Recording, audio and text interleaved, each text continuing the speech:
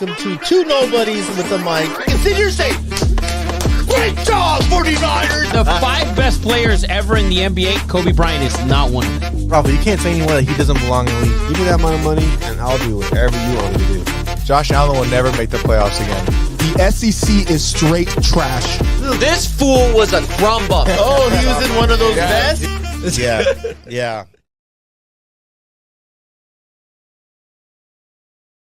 Shout out to Clink. What's up, everybody, and welcome to Two Nobodies with the Mic, episode 116. I had to look down. How's everyone doing out there? Hope everyone had a wonderful Christmas holiday. Hope you enjoyed your family. Guys, we are doing another Monday show, knocking out college and NFL today, so you guys can enjoy your families for the upcoming new year. What's up, Zero Cool? How you doing, Papa? Thanks for joining us. Guys, we are live on YouTube. Are we live on this? Are we live on Instagram? Yes. Okay. Starting off early. Woo! Oh, okay. Getting Rafa riled up early. I like it. What But is guys, up with the Kobe talk today, bro? Yeah. Dude, I think we found Jay's Burner's account. Oh, you know why? It's because it's LeBron's birthday. Oh, that's why. So they got to What is wake that? up. Yeah.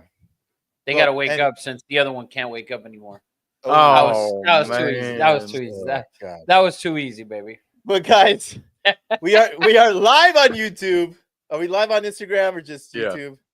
Live on Instagram. Please, we are an interactive show, guys. Talk your shit. Guys, we love the debates. We love the conversation. That's what we're here for.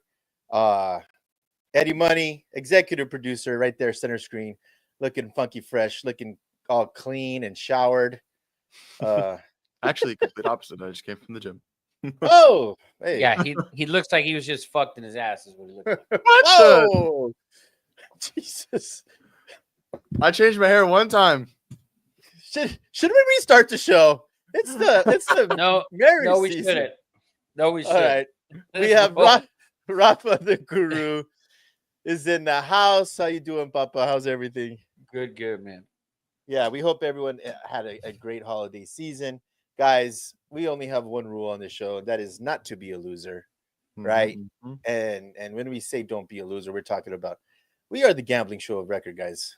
We love to put, a little bit of action on the line, but let's be responsible. Let's not be dickheads. And you know what? Let's also include not being a loser.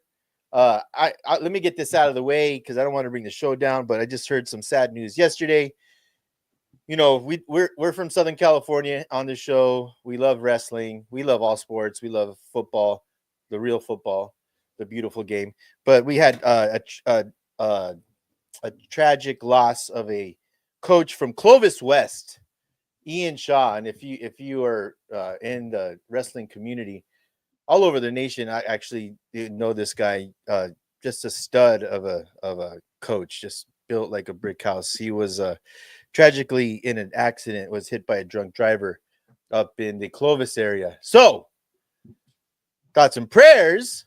But what my point is don't be a fucking loser and fucking drink and drive. There's absolutely zero excuse to do that shit in today's world, Fucking Uber, Lyft, call someone. Uber. Fucking get the Uber and then even fucking burn them, cancel it at the last second or whatever. And I don't know. But there's just no excuse to drink and drive. Don't be a fucking loser. Call some, get a ride home. And that's my fucking 2 cents. That's what I wanted to say about not being a loser. Anyone else have should we get into your fired right away? Is that what we should do? All right. Every week we hire or fire someone. Hypothetically, of course, if we had that power, man, Rafa would be worse than Trump. Fucking Rafa would just be motherfucking unemployment. Unemployment would be at a high level if Rafa could just wave his wand and fire coaches. Although Rafa, 100%, they're fucking horrible. There's some really bad decisions out there. Horrible. Man. My God. I'll start since we're on the There you go, Rafa. Since we're on Raheem Morris, bro. Like dude. What the fuck were you doing?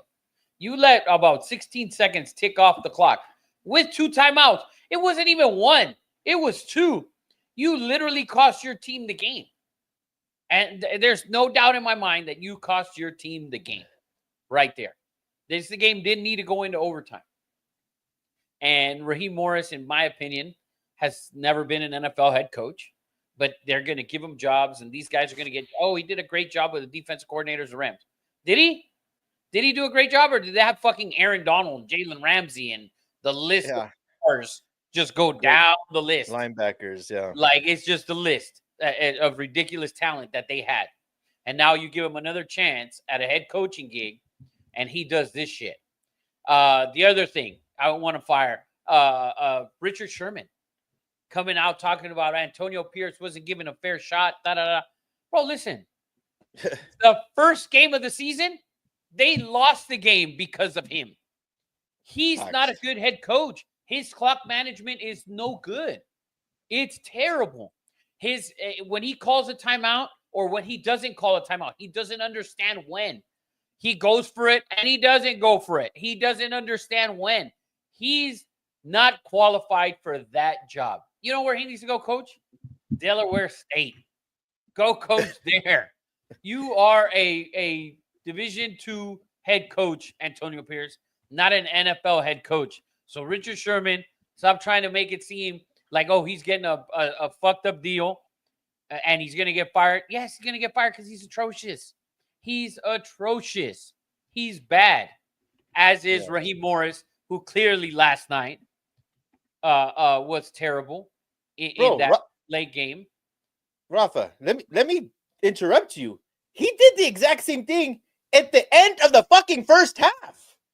He had 3 timeouts. He's lucky to get those and didn't use them. He's lucky to get the 3 points. It's mind-blowing. Someone has to say, bro, that was a mistake. Literally, this just happened in the first half. Dude, my wife was standing up, running to the refs, to the TV. I'm not fucking joking. Shanae was fucking calling timeouts. So like, why is he calling a timeout? It's unbelievable. It's so bad. It's so bad. Us, who are a couple of idiots in Southern California, watching the game, we know to call a timeout. We understand. Like, but hey, you get paid the big bucks. You did your time as a copy fucking boy or whatever, and then got defensive coordinator jobs, and then head coaching jobs, and got your ass fired, and then another defensive coordinator job, and another head coaching job. You're atrocious, Raheem Morris, and if you don't make the playoffs, it is all on you. It is not on Kirk Cousins. It is not on the defense. It is not on Michael Penix. It is on Raheem Morris. Now, real quick before I'm done with your fired, today's December 30th. It is officially GOAT Day, and I say GOAT Day because it is the birthday of 2 of the greatest of all time, Tiger Woods and LeBron James. It's just that easy, baby. So happy birthday, Tiger Woods and Lebanon James. I actually did not know it was Tiger Woods' birthday. That statement was 50, by the way, real quick. By the way, also my mother-in-law's birthday as well. Happy birthday to my mother-in-law. So it really is the GOAT Day. It's GOAT Day. Yes. It's definitely the GOAT Day. GOAT for sure. Well, then you were 75% right. Yeah. We're not going to get into the argument. Tiger Woods definitely the best. But, let me revert back to AP.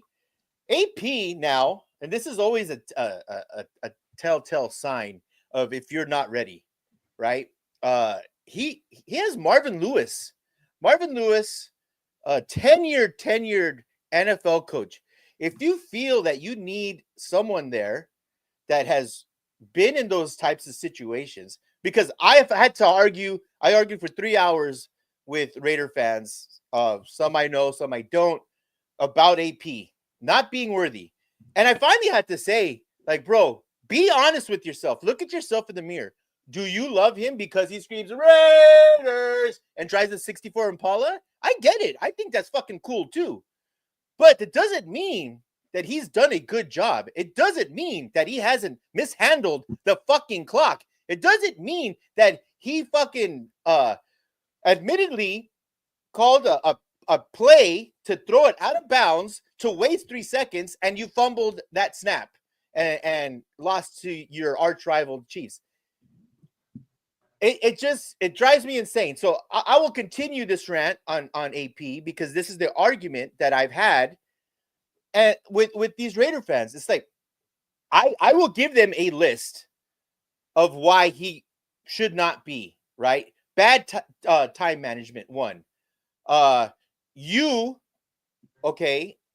let Luke Getsy. I don't know how much you were involved with hiring Luke Getsy. Horrible hire. It took you way too long to go upstairs and fire him. You were the head coach. You started Gardner Minshew when AOC looks like he might have been the right guy. These are all decisions of a head coach. And you know what their answer is, Rafa?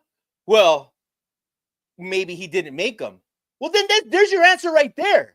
If you're the head coach and you can't make those decisions and you can't stand up to your GM and say, I'm the head coach, I am in the position here to run this team. If you don't have the balls to say, I want AOC, I want a quarterback in the draft, I don't want Luke Getsy, I want to fire Luke Getsy. If you don't have the balls to do that as a head coach, 32 guys in the NFL, then you shouldn't be a head coach in the first place. So I'm tired of it. Did he get a fair shot? Maybe not. It doesn't matter. It doesn't matter. It's this job is very, very difficult. No one said it's easy, right? Only 32 people in the whole world have this job. It's extremely difficult. But he has proven over and over again that he can't handle this. And I'm sorry. I love your 64 Impala. I love that you scream Raiders. I love that you were in the Coliseum in LA and then went to Paramount High School right down the street. I love that all about you. You know what I don't love? All the things I just mentioned before. So I'm gonna go on and I'm firing AP. That's why I'm firing. And Raider fans, they'll argue with me, and I get it. Like, he gets us. What does he get? That we've been losing the last fucking 25 years? Like, bro, enough's enough. Enough's enough. Blow everything up. Build it back up. Tom Brady, please save us. Tom Brady, please save us. I got a question about that. So, he's obviously like a quote unquote locker room type of guy, right? Who like brings his team together, like camaraderie, right? Yeah. So people are equating that to how Dan Campbell is of a coach, and people are like, well, Dan Campbell went 3-13-1 in his first season. He didn't get a fair shot. Look at the Lions now. So people are trying to be like, well, if AP can rally a locker room, and if he can get guys bought in, can he do that with a good team? And like I say, maybe 2-3 years down the line, they have a winning record. Let me answer this. I'll answer this for you real quick. Number one, Dan Campbell didn't have one of the 4 best receivers in the game at the time to start the season. Whether DA is old or not, Devontae Adams is still, to start the season, he was one of the best receivers. Agreed. And he ended the season last year as one of the top 5 receivers. And he didn't have a top 5 defensive end in the league, arguably top 3 when the season started. So he didn't have Dan Campbell didn't have a defensive tackle, probably the highest paid defensive tackle in the league. I'm not sure if that's true or not, but they paid a bunch of money for a defensive tackle to come in. Okay. They spent money there. So it's not like he got a shit team. Okay. And the way he ended last season, he should have continued that into this season. So, and Eddie's 100% right on them making a decision to go with Gardner Minshew instead of AOC, because AOC fits the style of offense that in reality is what Antonio Pierce wants to do, which is kind of run the ball, pass, probably run 60-40 type deal and be able to play defense, which is what they did at the end of last year, their last 7, 8, 9 games, whatever it was, he took over. So Dan Campbell getting a 3-13, he went 3-13-1 or whatever. That was a whole different team than this Raider team. At the end of the day, you still had some pieces and you regressed from the way you ended the season. How many games did he coach last year? I think it was 5. 5? Yeah. 5 or 6. And in those 5 or 6 games, they were what, like the number 1 defense in the league in that stretch, Yes. or top 3. And then Yes. you start this completely. You're none of the above. You're nothing that you showed in those 5 or 6 games you did this year. And you were in all of these games in the beginning, and they were mistakes that you made.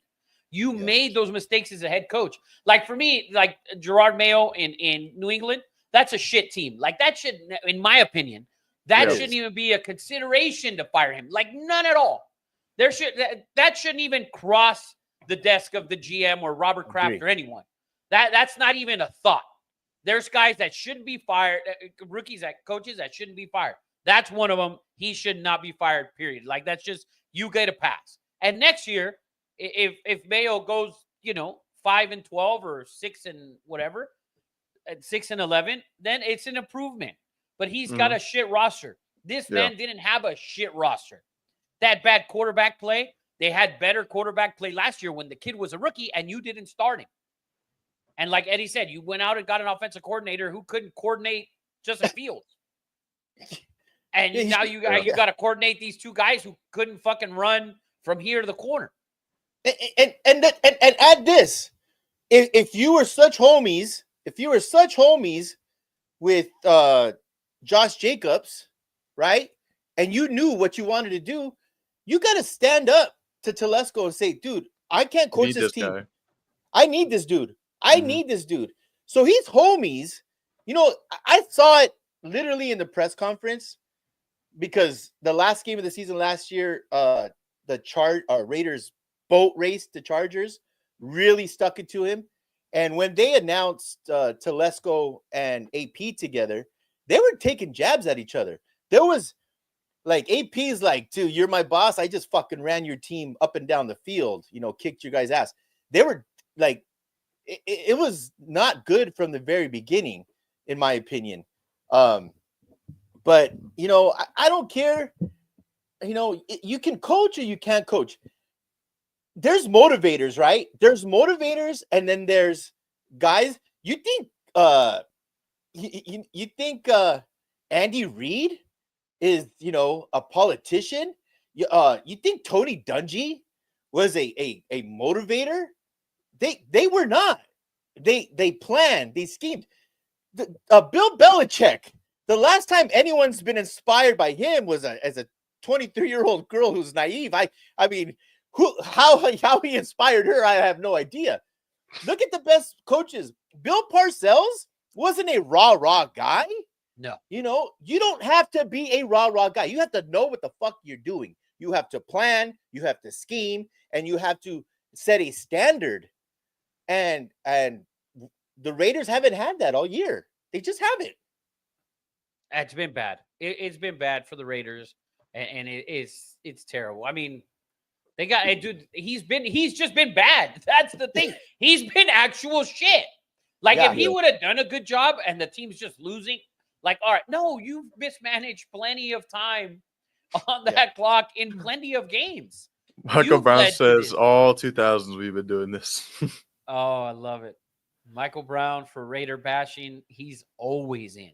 He's always in. There's also bashing Devontae Adams. He said Devontae leaves the Raiders thinking he can escape sucking ass, and he gets even worse.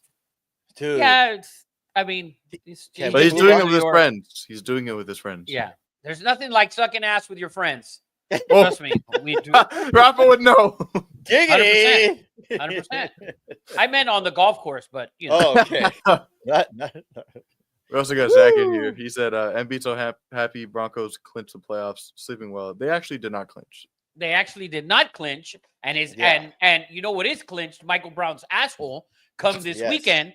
And he's actually still clinching his asshole because the Chiefs have not declared yet, which that we know that they will bench the starters. And this goes to that fucking Patriots, that Bills loss that the Chiefs had, because if the Chiefs wouldn't have lost that one game, guess who's not making the playoffs? The Denver fucking Broncos. Yeah. But I think the Chiefs will sit everyone, and Carson Wentz will probably start. And if Carson Wentz goes out and puts the fuck to Denver, oh my. That would really be fun.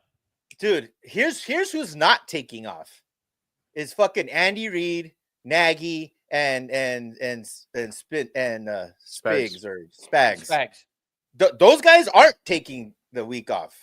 Those guys are arguably, the three best, coaches and coordinators in the league. And I've watched a lot of Chiefs games, man, and they scheme with the best. I mean, Eddie there's only watches Chiefs games with hate, by the way. I He's do. like, fuck, that was so good. Pure hate. I do. It's like watching, what's that movie I cannot fucking stand? The one with Demi Moore and Woody Harrelson, Indecent Proposal. You watch that and you just, you dirty girl, you dirty birdie girl. That's how I watch Chiefs games, with disgust. Like, ugh, you little dish rag whore. Yeah. Wow, Zero Cool said the only Broncos making it to the chip is the Boise State Broncos. Oh, And the only chip they were making it to was the Mountain West. you gotta love Michael it, Brown says man. relax, Eddie. They don't want to get anyone hurt. Well, it is what it is, man. It's AFC division game, Mhm. and we all know how that shit goes. Hey, shout out to the Giants. Let's hire the Giants. For going out there and doing it for freaking Johnny. They look good, and so did the quarterback Lock. from Missouri, Drew Drew Lock. Lock, man. Dude, Hey, you know what? Go ahead, Ed. No, I was gonna give you props, Rafa, about how, and I agree with you, players and coaches should not try to tank. And I love it. It keeps the integrity of the game. I think it was a 100%. good thing that the Raiders and the Giants won. It made me feel more confident in the shit product that the NFL is. I'm like, all right, guys are still going out there and doing it. I loved it. I mean, it didn't help us, but still, it's like, that's what you want to see. Yeah, for sure. And listen, somebody texted me last night and said, Shador looks so bad that the Giants won that game. Like, dude, listen, the Giants. Guess what? The New York Football Giants don't just have a switch that says, "Oh, we're winning tonight." Like, they don't have that. They don't have that. And so, you know what? I'll tell you what. I don't think teams tank because coaches and players, for the most part, unless the coach knows that he's coming back. And you know who I did watching a little bit of that game yesterday, who I could have said tanked because the head coach is coming back for sure, is the Tennessee Titans. The Tennessee Titans, with their play calling, because that's the only way you can in reality tank, is with your play call, right? And there's certain plays that it would just felt like, they should have won this game, and they didn't. It really did. It really did. And I don't think you can tank if the head coach knows that he's not coming back. Like, there's no point in even trying to tank. And the only way you can tank is plays, not calling timeouts, etc. So, but for the most part, listen, Shador looked terrible on Saturday night. It looked disgusting. It looked so bad. The team was unprepared. I don't know what they thought, to be honest with you. Like, when they went out there, did they think they were just going to run BYU with BYU, all the starters playing in their defensive line who's been there for fucking 17 years? Like, what did you think? Can I throw my 2 cents in there, Rafa? Because not even his homies, not even, Chad Ocho and Uncle Shay Shay, they couldn't even defend fucking Dion. That team got boat raced in the first quarter. And if I'm Dion, this is my 2 cents, by the way. If I'm Dion, you're hot right now. You just lost another level. This was your son. These were your sons. This was the Heisman Trophy winner. How much better you think things are going to get? I mean, are we really going to be as hot on Colorado without the dynamic of head coach and starting quarterback? I think that story is going to fall off a little bit, Rafa. And not a little bit, right? It's like, who's going to give a fuck, dude? I don't think they win. I don't think they win. I don't think they're a bowl team next year. I don't like that. Hit the Big 12 by surprise, but next year, next year you got to actually play BYU, which you didn't in the regular season. Like, you're gonna get Kansas State again, which you didn't beat this year. And I think you play them again, and you are definitely not beating them next year. Yes. So, I mean, you barely beat Baylor, and I think you got to go to Baylor next year. Like, I don't know about all of that. My point is that I would leave. I know it's late in the game, but if I'm you, Papa, I'm getting out while I still have some credibility, because if he goes 4-8 next year, Rafa, Oh yeah, is the myth, is the whole aura and the whole thing, that I think it's done. I still think he can't coach, and I still stick with that. I still think he cannot coach. I think he's a phenomenal recruiter because he's Deion Sanders. He was a phenomenal talent, and he can see the talent. I don't think he can coach it. That's my opinion. I don't think he can coach it. At Jackson State, he did great until he got to that title game. He lost every time. He now loser in a bowl game. And it's not even he was a loser. He got annihilated. Like, they were literally, it was an ass whooping. It was a total domination. I mean, it was insane. It was tough to watch. And Shedeur looked atrocious. Like, he looked, dude, if that's the number one pick, I mean, holy shit. Listen, the kid walks into sacks. We talked about it, right? We've been so hot and cold on Shedeur. Like, if you watch our show consistently, we probably look like schizos when it comes to Shedeur. Because I literally, I told CJ he needs to clip, all our hot takes of me saying I'll never be a Raider fan. Shedeur is not a first round draft pick. I've been all over the board to where I think he needs to come, and his dad. I truly believe that Deion should get the hell out of Dodge, take the Dallas job, take the Raider job. He's a great mentor of young men and young NFL players. He's a great mentor because he lives right. He's a Christian man, he's done it. But I agree with you, Rafa. Like, I'm worried about Colorado's future. Although, they've got a ton of guys, ton of NIL guys. We'll see. I'm sure I'll be wrong about this fucking in 3 months. So I just don't think he can coach. I like a game plan. I don't think he's very good. My opinion. I don't think he's very good. He had 3 weeks to prepare for this game. And you got your ass whooped like that. And the thing is, you came out like, oh, my guys are starting. We got the highest insurance ever and blah, blah, blah. Or we're like, are you kidding? They were irrelevant in this game. Besides the one play for whatever 9 yards that Travis Hunter took an additional 51 on, because he's got fucking amazing speed and agility and all of that. And he's an amazing athlete.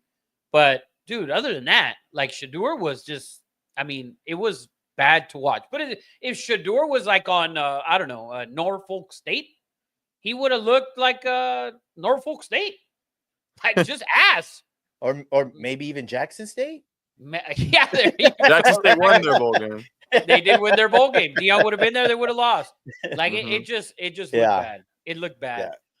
And it sucks, too, because it would have been so good, right? It would have been such a positive thing for Deion getting that insurance policy, for his stars to come back and play. It would have been a great story. It's like, guys, this is how we should do it. Like, stars should stay and play. And it didn't happen. I just want to address Zero Cool a little bit. He said, Eddie, remember that when the Raiders trade the first 3 rounders for a couple other picks to move up? I have a good friend who's in the media in Las Vegas, ex-NFL cornerback, and he's connected. He's in that building, in the Vegas building, so he's very connected. And he was trying to tell me the same thing. He's like, now you guys got to move up. And I don't think the Raiders do that, Rafa. I don't think the Raiders not even give up one fucking pick to go get either fucking quarterback. I think it would be a mistake because, like you said, we are not a quarterback away from turning this around. No, it's more than that. It's more than that. Yeah. Need a lot more opportunity. There's a lot more than that. And if we look at it realistically, the one team that we thought and everyone in the NFL thought was a quarterback away was the Jets. And they got Aaron Rodgers. And obviously Aaron Rodgers is old as fuck and it looks terrible. But So it's hard to always say we're just a quarterback away. Atlanta thought they were a quarterback away, and they got the wrong head coach, obviously, and the wrong quarterback, it seems. So it's always so the Raiders are more than a quarterback away. If I'm the Raiders, there's no team in the NFL that should trade up to draft Shedeur Sanders after you watched him play against an experienced defensive line in BYU. And I know their offensive line, he's been sacked 90 plus times in the last 2 years. Their offensive line improved a lot, but a handful of those sacks, they were on him. Get rid of the ball, my friend. What are you doing? What are you doing? I don't understand it. And then the one time he tries to get rid of the ball, he throws an interception. Like, are you kidding? Where's the arm strength that they speak of? Where's the arm strength? If you got arm strength, put that shit in the second row. Bro, more than getting rid of the ball, Rafa, and I had a freaking Woody, in that second half, watching Jaden Daniels destroy Atlanta with his feet. And this is what Patrick does, right? Like Jaden is he's accurate, has a great arm, but you cannot defend what Jaden Daniels did in that second half. You cannot defend what Patrick Mahomes does in those second halves by getting first downs and moving the chains. And it is such a defeating, because I remember, it's been a long time since I played high school football, but I just remember, 3rd and 13, you're hyped, and then, a quarterback gets first down. You're like, we gotta come up with this energy for another 3 downs. It is deflating. It is demoralizing. And that's why I, as a Raider fan, I would not rule out Jalen Milroe yet, because laugh if you want anyway. I would not rule him out because of what I saw last night. I know he doesn't have the accuracy or the quarterback acumen of a Jaden Daniels. I know that, but he's still young, but he can run better or just as good as Jaden Daniels. And Rafa, my heart and my loins have been aching for a mobile quarterback. What Jaden Daniels did last night, bro, it's like, how do you defend that? How do you defend that? They defended him well in the first half. And up until that first drive in the third quarter, when it's literally 3rd and 22, and they sack him again.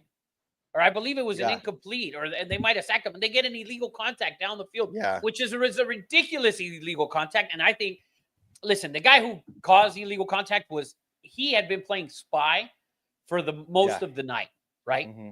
And they dropped him back into coverage, and it was 3rd and long, and they only rushed 3, and they were putting pressure on with 3.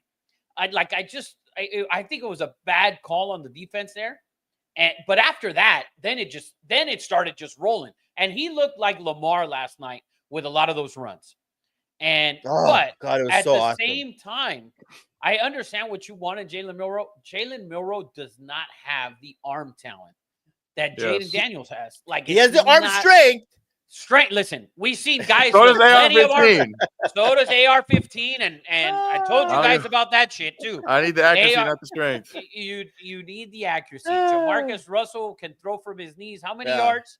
Like, there's the arm strength is not what we want. You want it up here, okay? And then if the feet come with it and the arm comes with it, but it's got to be up here first. Jaden Daniels proved last night that he has it up here as well. And he outsmarted that Atlanta defense in the second half. And not even the defense. I think it's the defense coordinator. On 4th and 1, fucking Brian Robinson is like 7 yards in the backfield. Guess who's not getting the ball on 4th and 1? Brian Robinson. Yeah. Because he's 7 yards in the backfield. Like, we know. They completely outsmarted Atlanta's defense in the second half. And Raheem Morris. Kudos to Jaden Daniels. He was phenomenal in the second half. Although he was completely dominated in the first half, and you stopped coming after him. It completely changed in the second half. So, but Eddie, back to the draft. Jalen Milroe is not the answer for the Raiders. 3rd round pick? I'm not going to go that far. No. I would, real quick, I want to acknowledge one of our Instagram comments. Tom Bach Alambo 42 says, I love you guys. We appreciate your support. Tom. You're the best that ever lived, Tom. You're the best that ever lived. Don't let anyone tell you any different. And to go over some firings real quick, both from Zach. He's firing Jay for being a douchebag, and he's firing LeBron for saying NBA owns Christmas Day, even though NFL sucks too.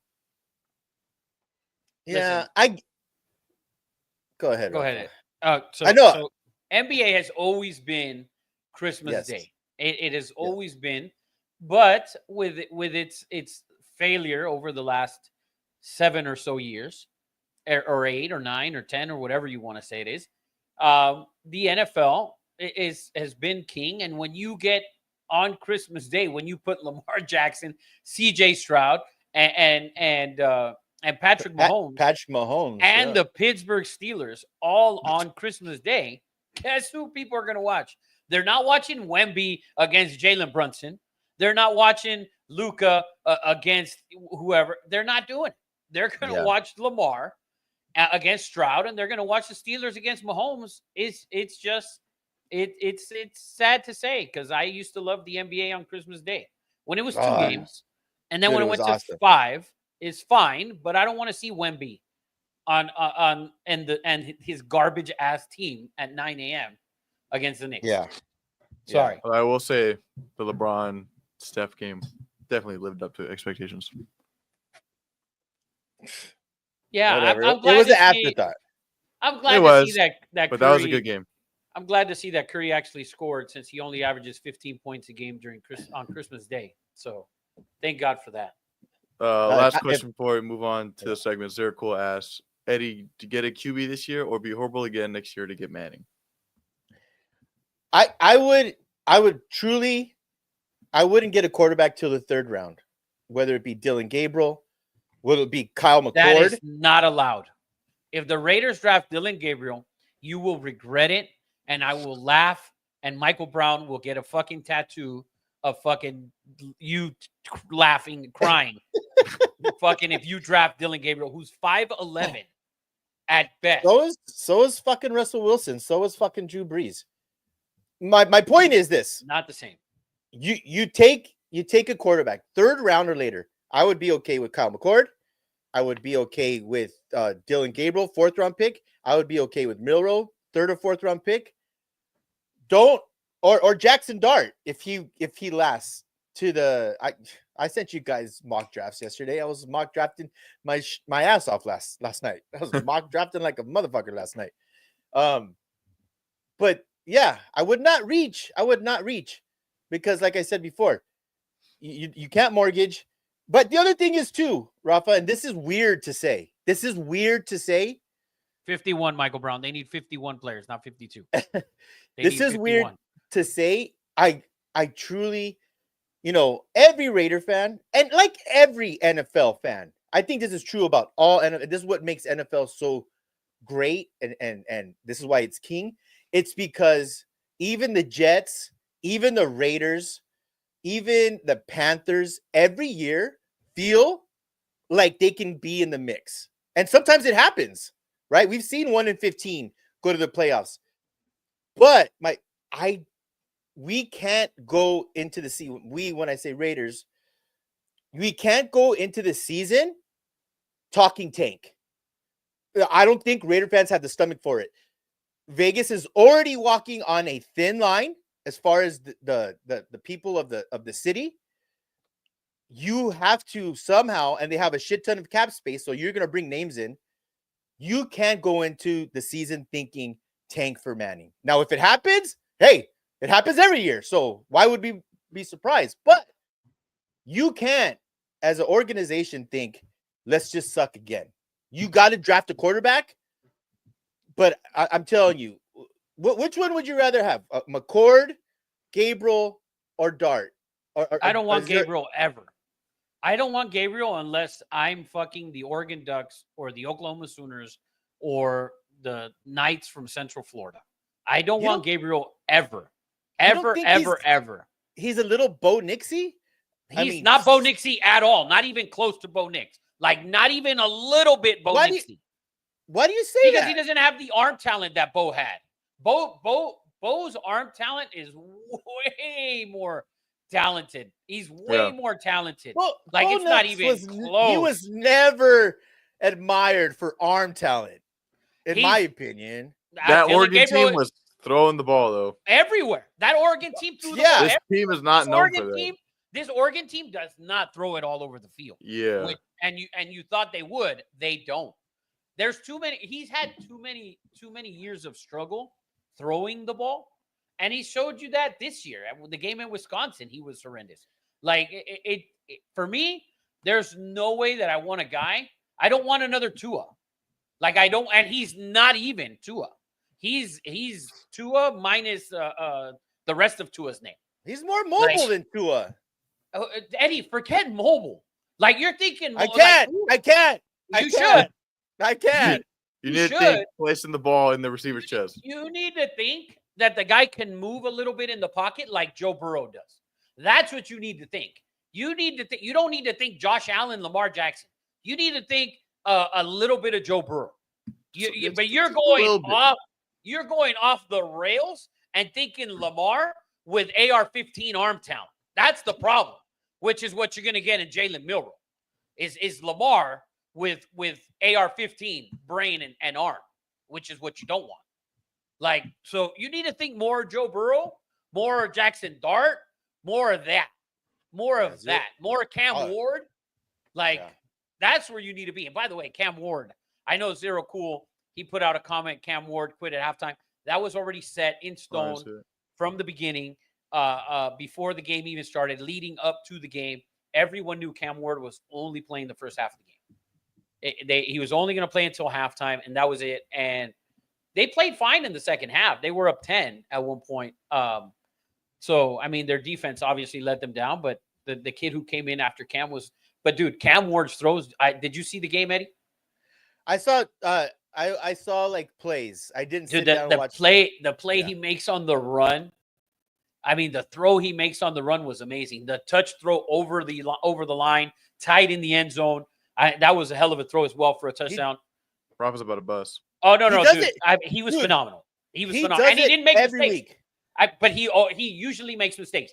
If you compare these two games, you take the first half of Cam Ward and you take Shedeur, you want to take the half, you want to take the whole game, whatever. Like they're not even close. If that's what you're looking at. Oh yeah. And you could say BYU's defensive line was better and Miami's offensive line is better, whatever. Well, guess what? He's not going to go to in the NFL. A team probably without that doesn't have a good offensive line. So that's what he's going to get. So, but Buffalo Chris on Instagram, I hope that answers your question. He also asked earlier, no to Milroe, ! And then asked about Dylan Gabriel. And then we got into that for a little bit.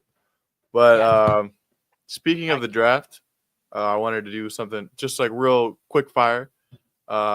Grading the top 10 picks of the previous draft, the 2024 draft, and see how those guys ended up doing so far in their first season. So number one, are we going number 10 one? to 1? Obviously, we'll go number 1 and number 10. Okay. So obviously, the first pick we have Caleb Williams to the Bears.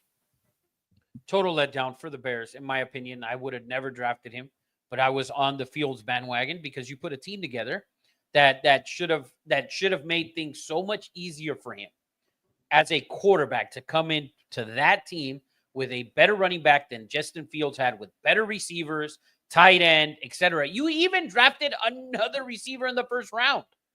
So you added Keenan Allen, who's arguably one of the best possession receivers in Re-signed the NFL. DJ Moore.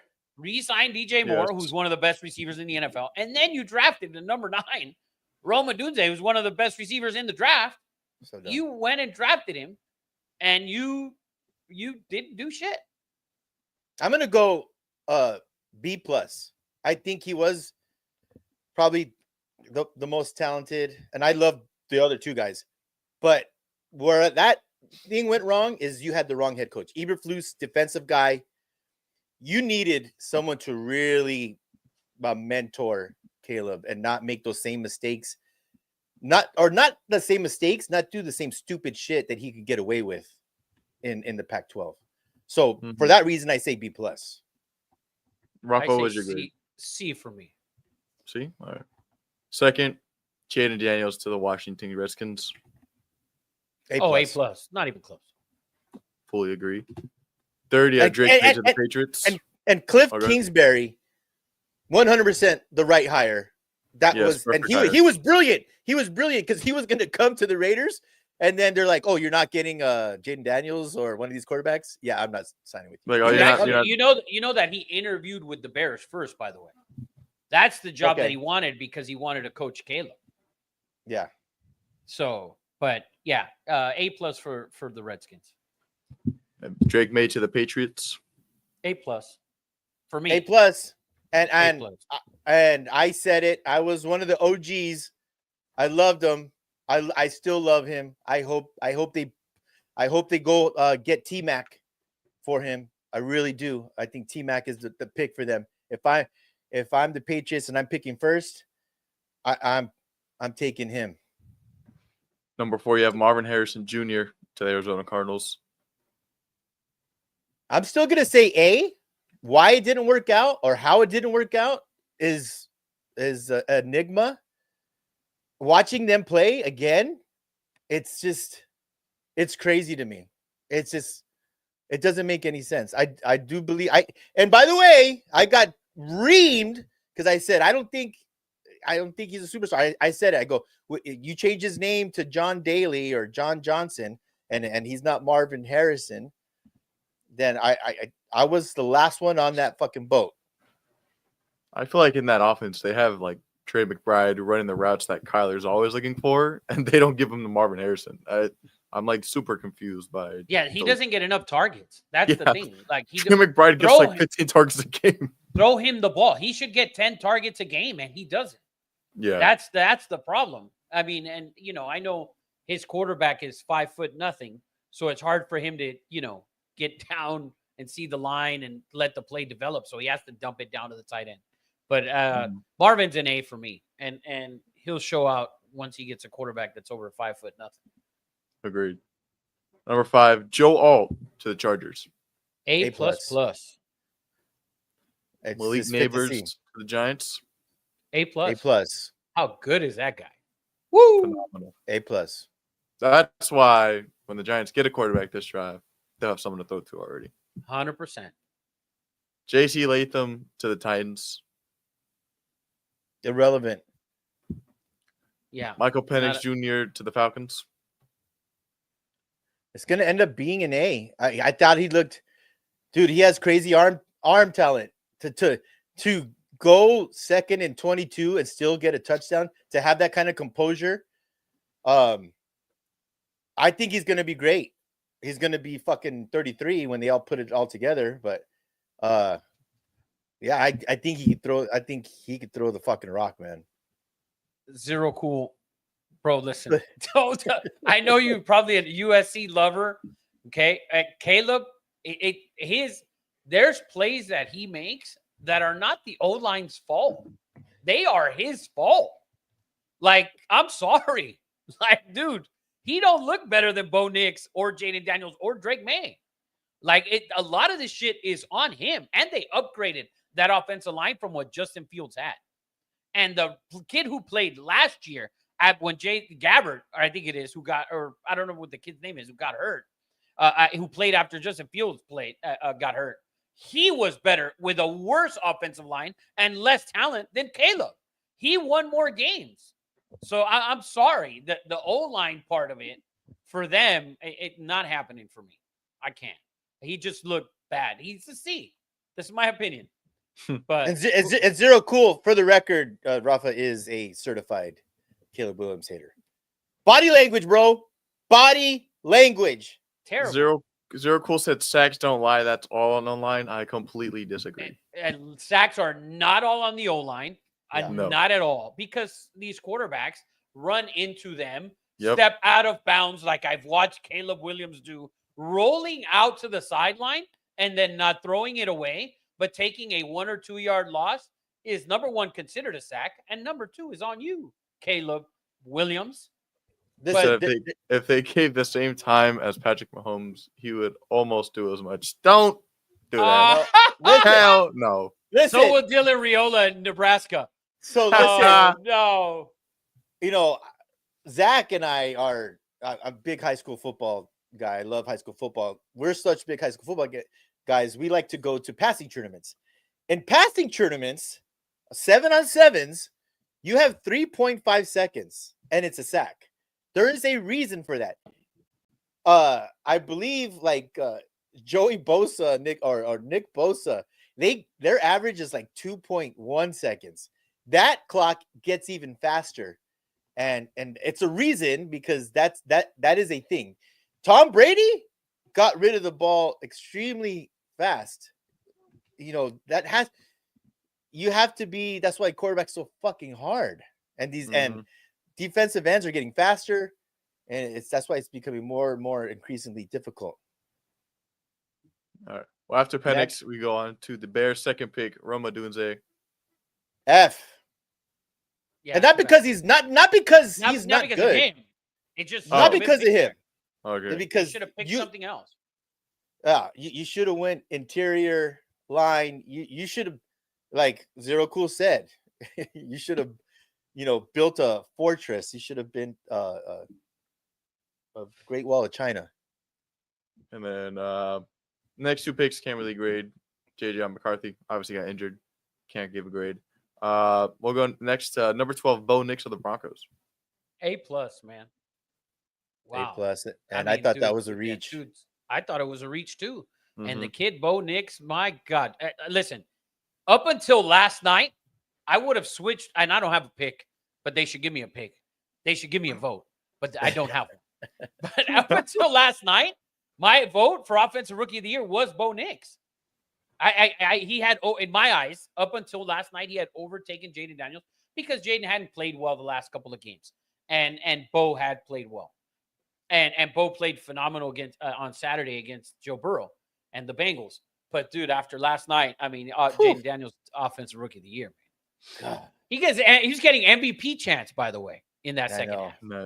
And then number 13, the real Offensive Rookie of the Year, Brock Bowers to the Raiders. A+, baby. That's definitely an A+ pick for a team that never gets an A+ in anything. But he is not the Offensive Rookie of the Year. Zero Cool, as much as you want to say that he's been great, and he set tight end rookie records. Yes, he had more games than Mike Ditka. I hate that, by the way. Like, listen, I agree. I'm sorry. Right with you on that. Mike Ditka, sorry, you were great in your time. Now these guys play 17 games against actual real athletes. You were playing against mostly white dudes, Mike Ditka. So, No. I don't agree with you anymore. It's on the other side. It's on the other side. Mike Ditka's side, like, harder. He didn't dude, like Mike, that's a mind blowing stat. So that if Mike Saquon Ditka passes Eric Dickerson, we have to asterisk fucking Saquon. That's not his fault. He had more games. No. It's not his fault. But it's not his fault. But think about all the great tight ends that have come before Brock Bowers and Mike Ditka. Mike Ditka, I've looked up his stats a while back. Like at Illinois, I think he played at Illinois. He only had like 27 catches at tight end. Like whoever, I don't know, was it Paul Brown or Daddy, for whatever the coach was for the Bears. Like Mike Ditka was the first generational or like first pass catching tight end of his time. And for him to hold the record that long is mind blowing. But Rafa, it's just not the Mike Ditka record. He just broke Puka's, most receptions for a rookie, Yeah, Malik Neighbors is right behind that as well. Like, let's not listen. But at the end of the day, Malik and Brock Bowers are going to be third and fourth in this race. This is a 2-horse race. Oh yeah, and it's probably Jaden Daniels is already California Chrome. Like he's already winning the Triple Crown. Like he's winning this shit. And I would like the other horses have fallen off. Jaden Daniels was my pick at the beginning of the year. He was when we did the award show. You did. Just throwing it out there. All right, next segment though. Before we get into the games, a little look into the playoffs. I believe 12 out of the 14 spots in the playoffs are already clinched. So I want to ask you guys, who do you think will disappoint in the playoffs? Man, and I'll pull up. I'm gonna get hate. I'm gonna get a lot of hate. I'm We'll gonna get a go- lot of hate. We'll start in AFCs because the 6 clinch teams are the Chiefs, Bills, Ravens, Texans, Steelers, and Chargers. I know Rafa's pick, and I'm going to agree with it. In the AFC, Yeah, it's easy. That's an easy pick. I have 2, Eddie. I mean, the Chargers to me they're not going to disappoint because I don't think they're going to. Nobody's expecting anything. Yes. Exactly. I agree. And I think there's only 2 in the AFC that could disappoint, and to me, I think it's the Texans or the Steelers. Yeah, and that's my opinion, and I think it's going to be the Texans. I think they're going to lose at home, whoever they play. That's my pick as well. I think they're going to lose. Dude, you were when I was watching that game, Eddie. All I kept thinking was, and I kept saying it, and I don't remember who was here when I might have been watching it with Fred. And all I kept saying was, Eddie was 100% right on CJ Stroud. Fucking just those fucking feet. His feet Just shuffling. He's scared. He is scared for his life terrified. in that pocket. Yeah. And I don't know how the matchups would be right now, but if they That's get, what I'm looking up right now. if they get the Pittsburgh Steelers defensive line coming in there with TJ Watt going, I mean, that's going to be a nightmare. Okay, I'll tell you- as it Go ahead. stands, the Texans would play the Steelers and the Ravens would play the Chargers. Yeah, I mean, dude, if I'm the Steelers, if that's that game, dude, TJ Watt, I mean, CJ Stroud, like, dude, that game might not even be close because you'd have to just, I mean, it'd be like drop back and just you'd have to get rid of the ball quick because if he has too much time, you saw it on Christmas Day, he looked awful in the pocket. He looked awful, and I didn't like the Texans to start the year because of the whole second year thing for me. I remember that guy who wanted to bet you 13,000. We got to bring. That's one of the posts that we need to bring back before the new year. When people were, I mean, I was like, Rafa, how the like? But you said it. I mean, they did make the playoffs. They did make the playoffs. They did make the play. No, they did make the playoffs.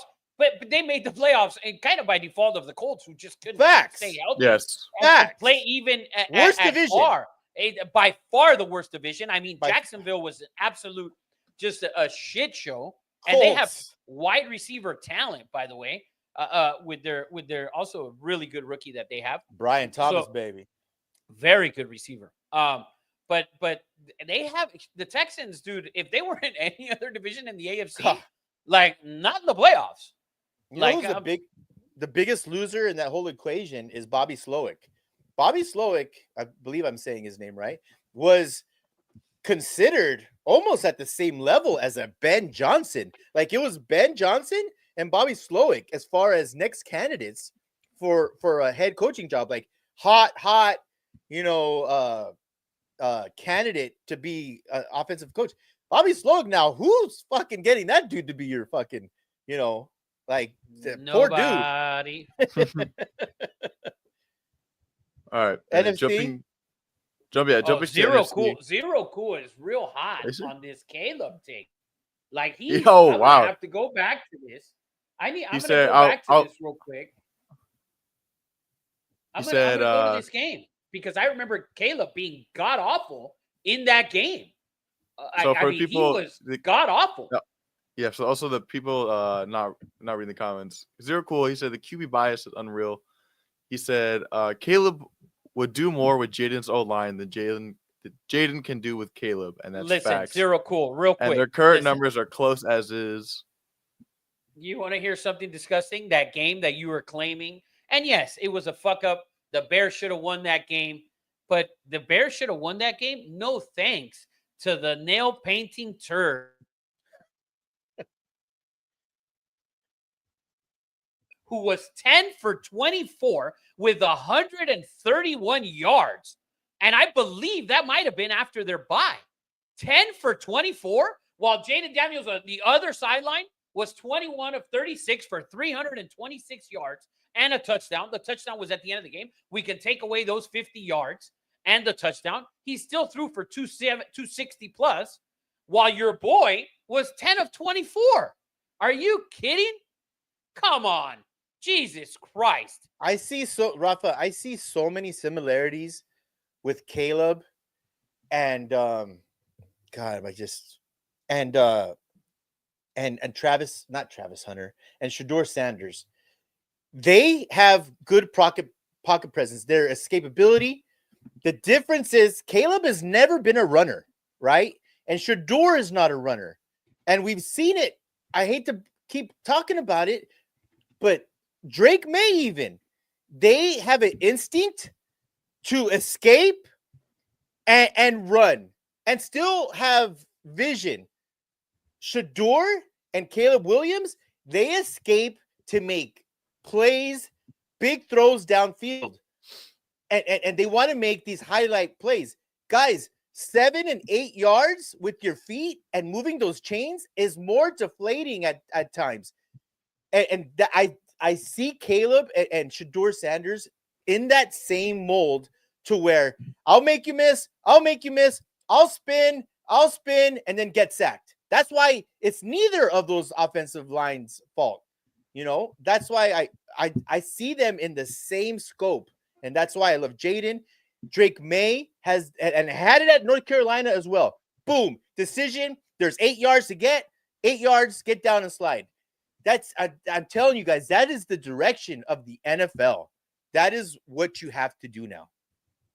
When you Zero Cool, I'm going to touch on this just real quick one more time. When you sit there and watch these games, now I watch. Dude, I can't tell you how many games I watch every weekend. When you sit there and you watch these games, what game can you say, just blast it out real quick, what game can you say Caleb Williams did this, and that in a game, in an entire game? Because I can go to Monday night against the Bengals on the road. Do you remember that game Jaden Daniels put together? How about the game last night in that second half? Those games that he puts together, Caleb doesn't have that moment. Bo Nix has had that moment. Which game? I believe it was like week 4 or 5. Caleb had one game that was like, okay, everyone shut up now. Like he had one game like that. That was like, yeah, it was early. I think I remember what you're talking about, but I can't put my finger on what game it was. He had like 300 yards. It was, you know what?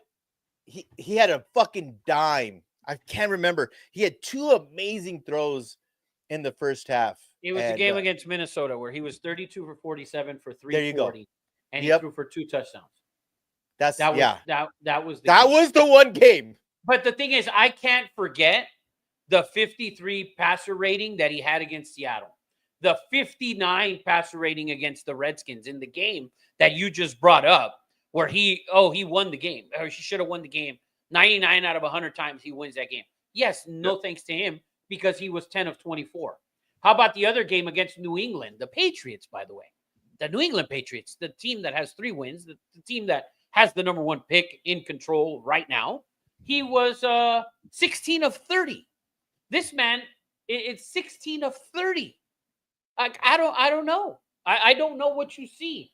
And watch him play on a week to week. A lot of the sacks, I'm not saying all 67 of them. I'm not saying 20 of them, but I'm sure about 8, 9, 10 of them might be his fault.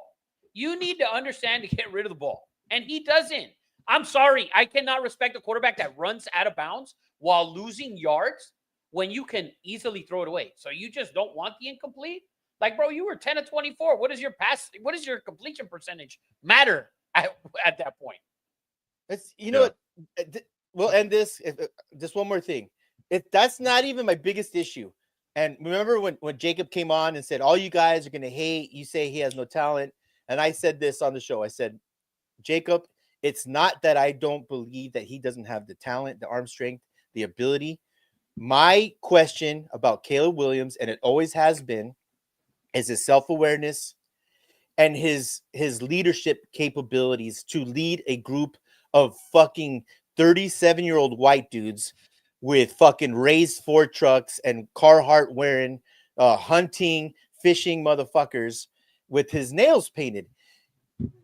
And the question started at SC. You can't run up into the stands, jump and cry, with your mom. That's why I was so high on Drake May, because he was that's exactly who you want your quarterback to be.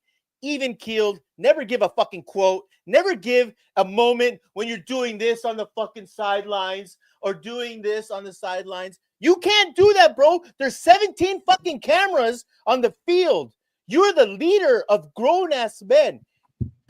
Everyone is watching you. Rafa and I watched him. This is why Rafa is not a fan, because we went to that SC Utah championship game in Vegas, and we were focused. We were literally 6 feet from the sideline, 50-yard line, and all we could do was like, look at this dude. He's not talking to any teammates. Because there's an offensive and defensive side, he would go sit with the defensive guys. He was constantly, it's his self-awareness, man. Like, I'll take the sacks. You got to be a leader of men. And Caleb, his body language sucks, and his leadership sucks. And that's my biggest issue with him, you know? Listen, you can keep saying that he got hurt that game. I still believe, and I was fucking on the rails at fucking Allegiant Stadium. I was with you. With Eddie, because Zero Cool said he got hurt. We were right there. The minute that he lost the lead, he came out at halftime. And what did I tell you, Eddie, when they came out at halftime? Look at this team. They're not going to win this game. Every time they came, and by the way, we hammered the second half of Utah there while we were there. Yeah. Okay? They came a dead ass, 100%. Yeah. He came out, and every time he came back to the sideline, after he lost the lead, he sat on the defensive end of the bench, right, which was to our right. He sat right there. He got on the bike. Lincoln Riley came over a couple times with the iPad or whatever. That was it. He was on the bike the entire time. They lost that game because they were out physical, and that man, he, like Eddie says, zero self-awareness. He went and sat on the defensive side of the ball, on the defensive side of the bench when they came back on every drive after he lost the lead. That's what it was. And that's why I've hated him since that day. He can have all the talent in the world. That man, in my opinion, quit on his team as far as being a teammate on the sideline. Because in the beginning of the game, when they're throwing touchdown passes and all this shit, he's coming back, sitting right in front of us in the bench, sitting next to Rice and everybody, and laughing it up. And what happened? He lost the lead. Oh, you're hurt. But he still played against Tulane in the bowl game. Threw 5 touchdowns, by the way. I was there for that game, too. Might have thrown 6. He was phenomenal. So I don't want to hear the hurt bullshit. It's his self-awareness, and he's 100% right. He doesn't take accountability for his mistakes. Bottom line. Let's move on to Caleb. Jumping back to Zero Cool, you got us all worked up, man. You got us all worked up, Zero Cool. I love it. I love it. Going back to our segment, who are your most disappointing teams, or who do you think will disappoint in the playoffs from the NFC?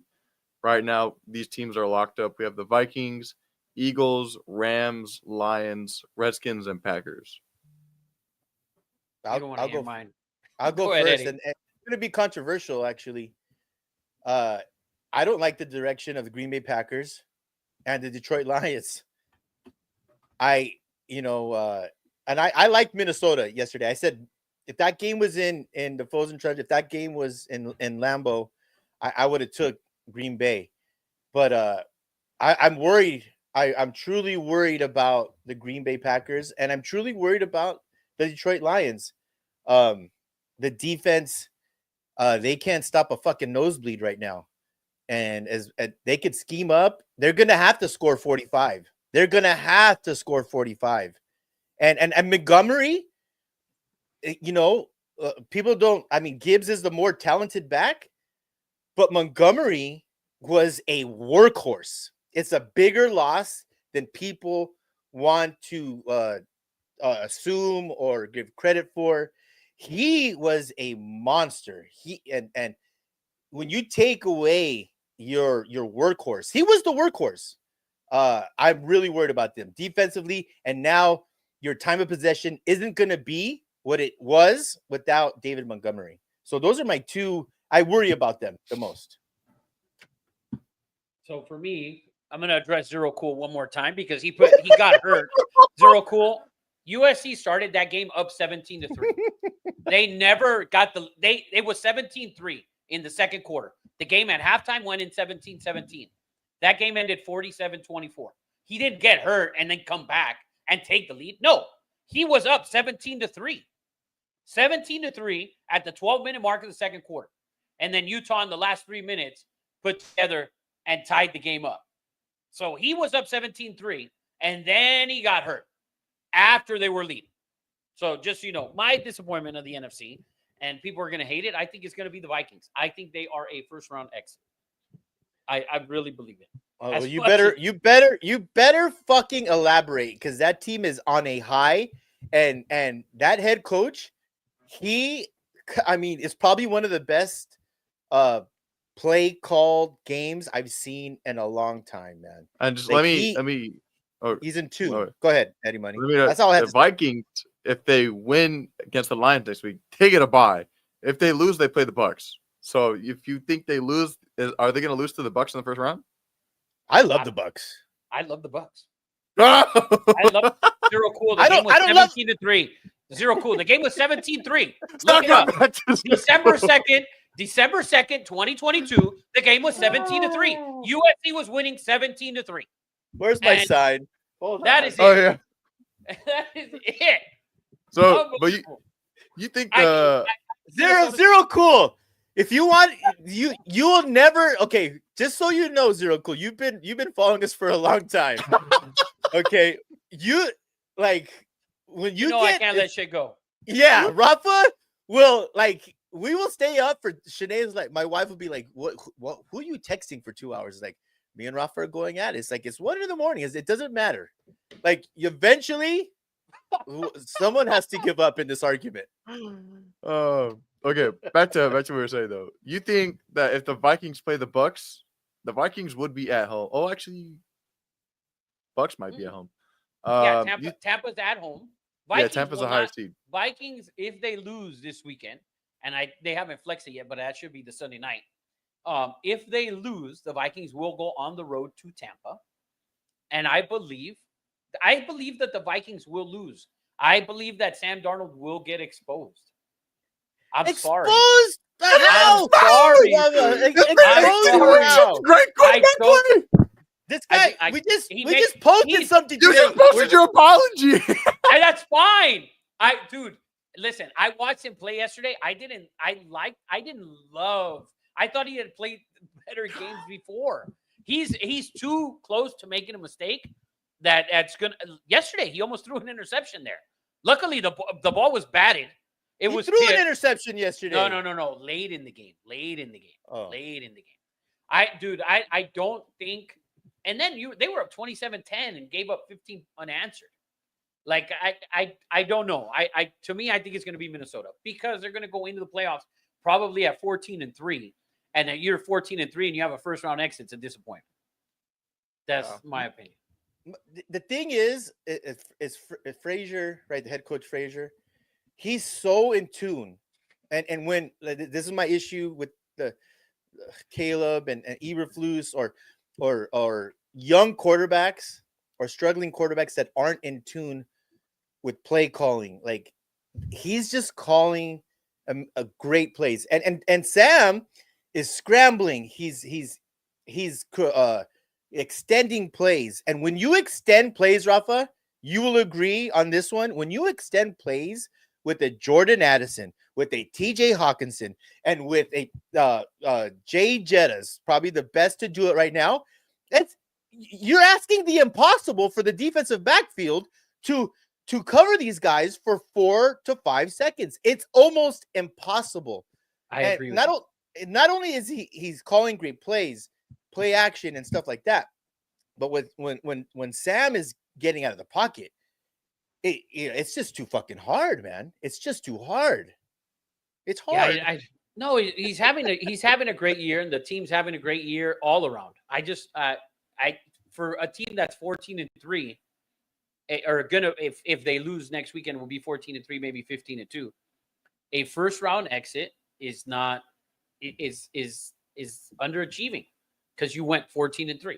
And yes, they've overachieved because nobody even thought they would win 5 fucking games, right?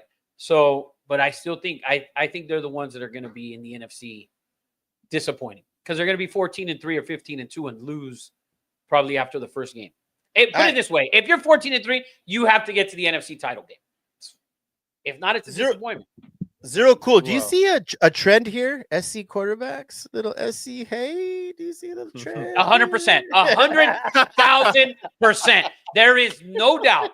When I look at the best quarterbacks to ever play, none of them are from USC. There is no doubt about it, dude. I love can't it. think of the last good USC quarterback. That in the Sam NFL. Darnold. Oh no, not allowed. We have a good stretch of 17 games, and we got to crown this man. Man, I hope the fucking Raiders end up with Sam Darnold and Eddie's crying in week 4.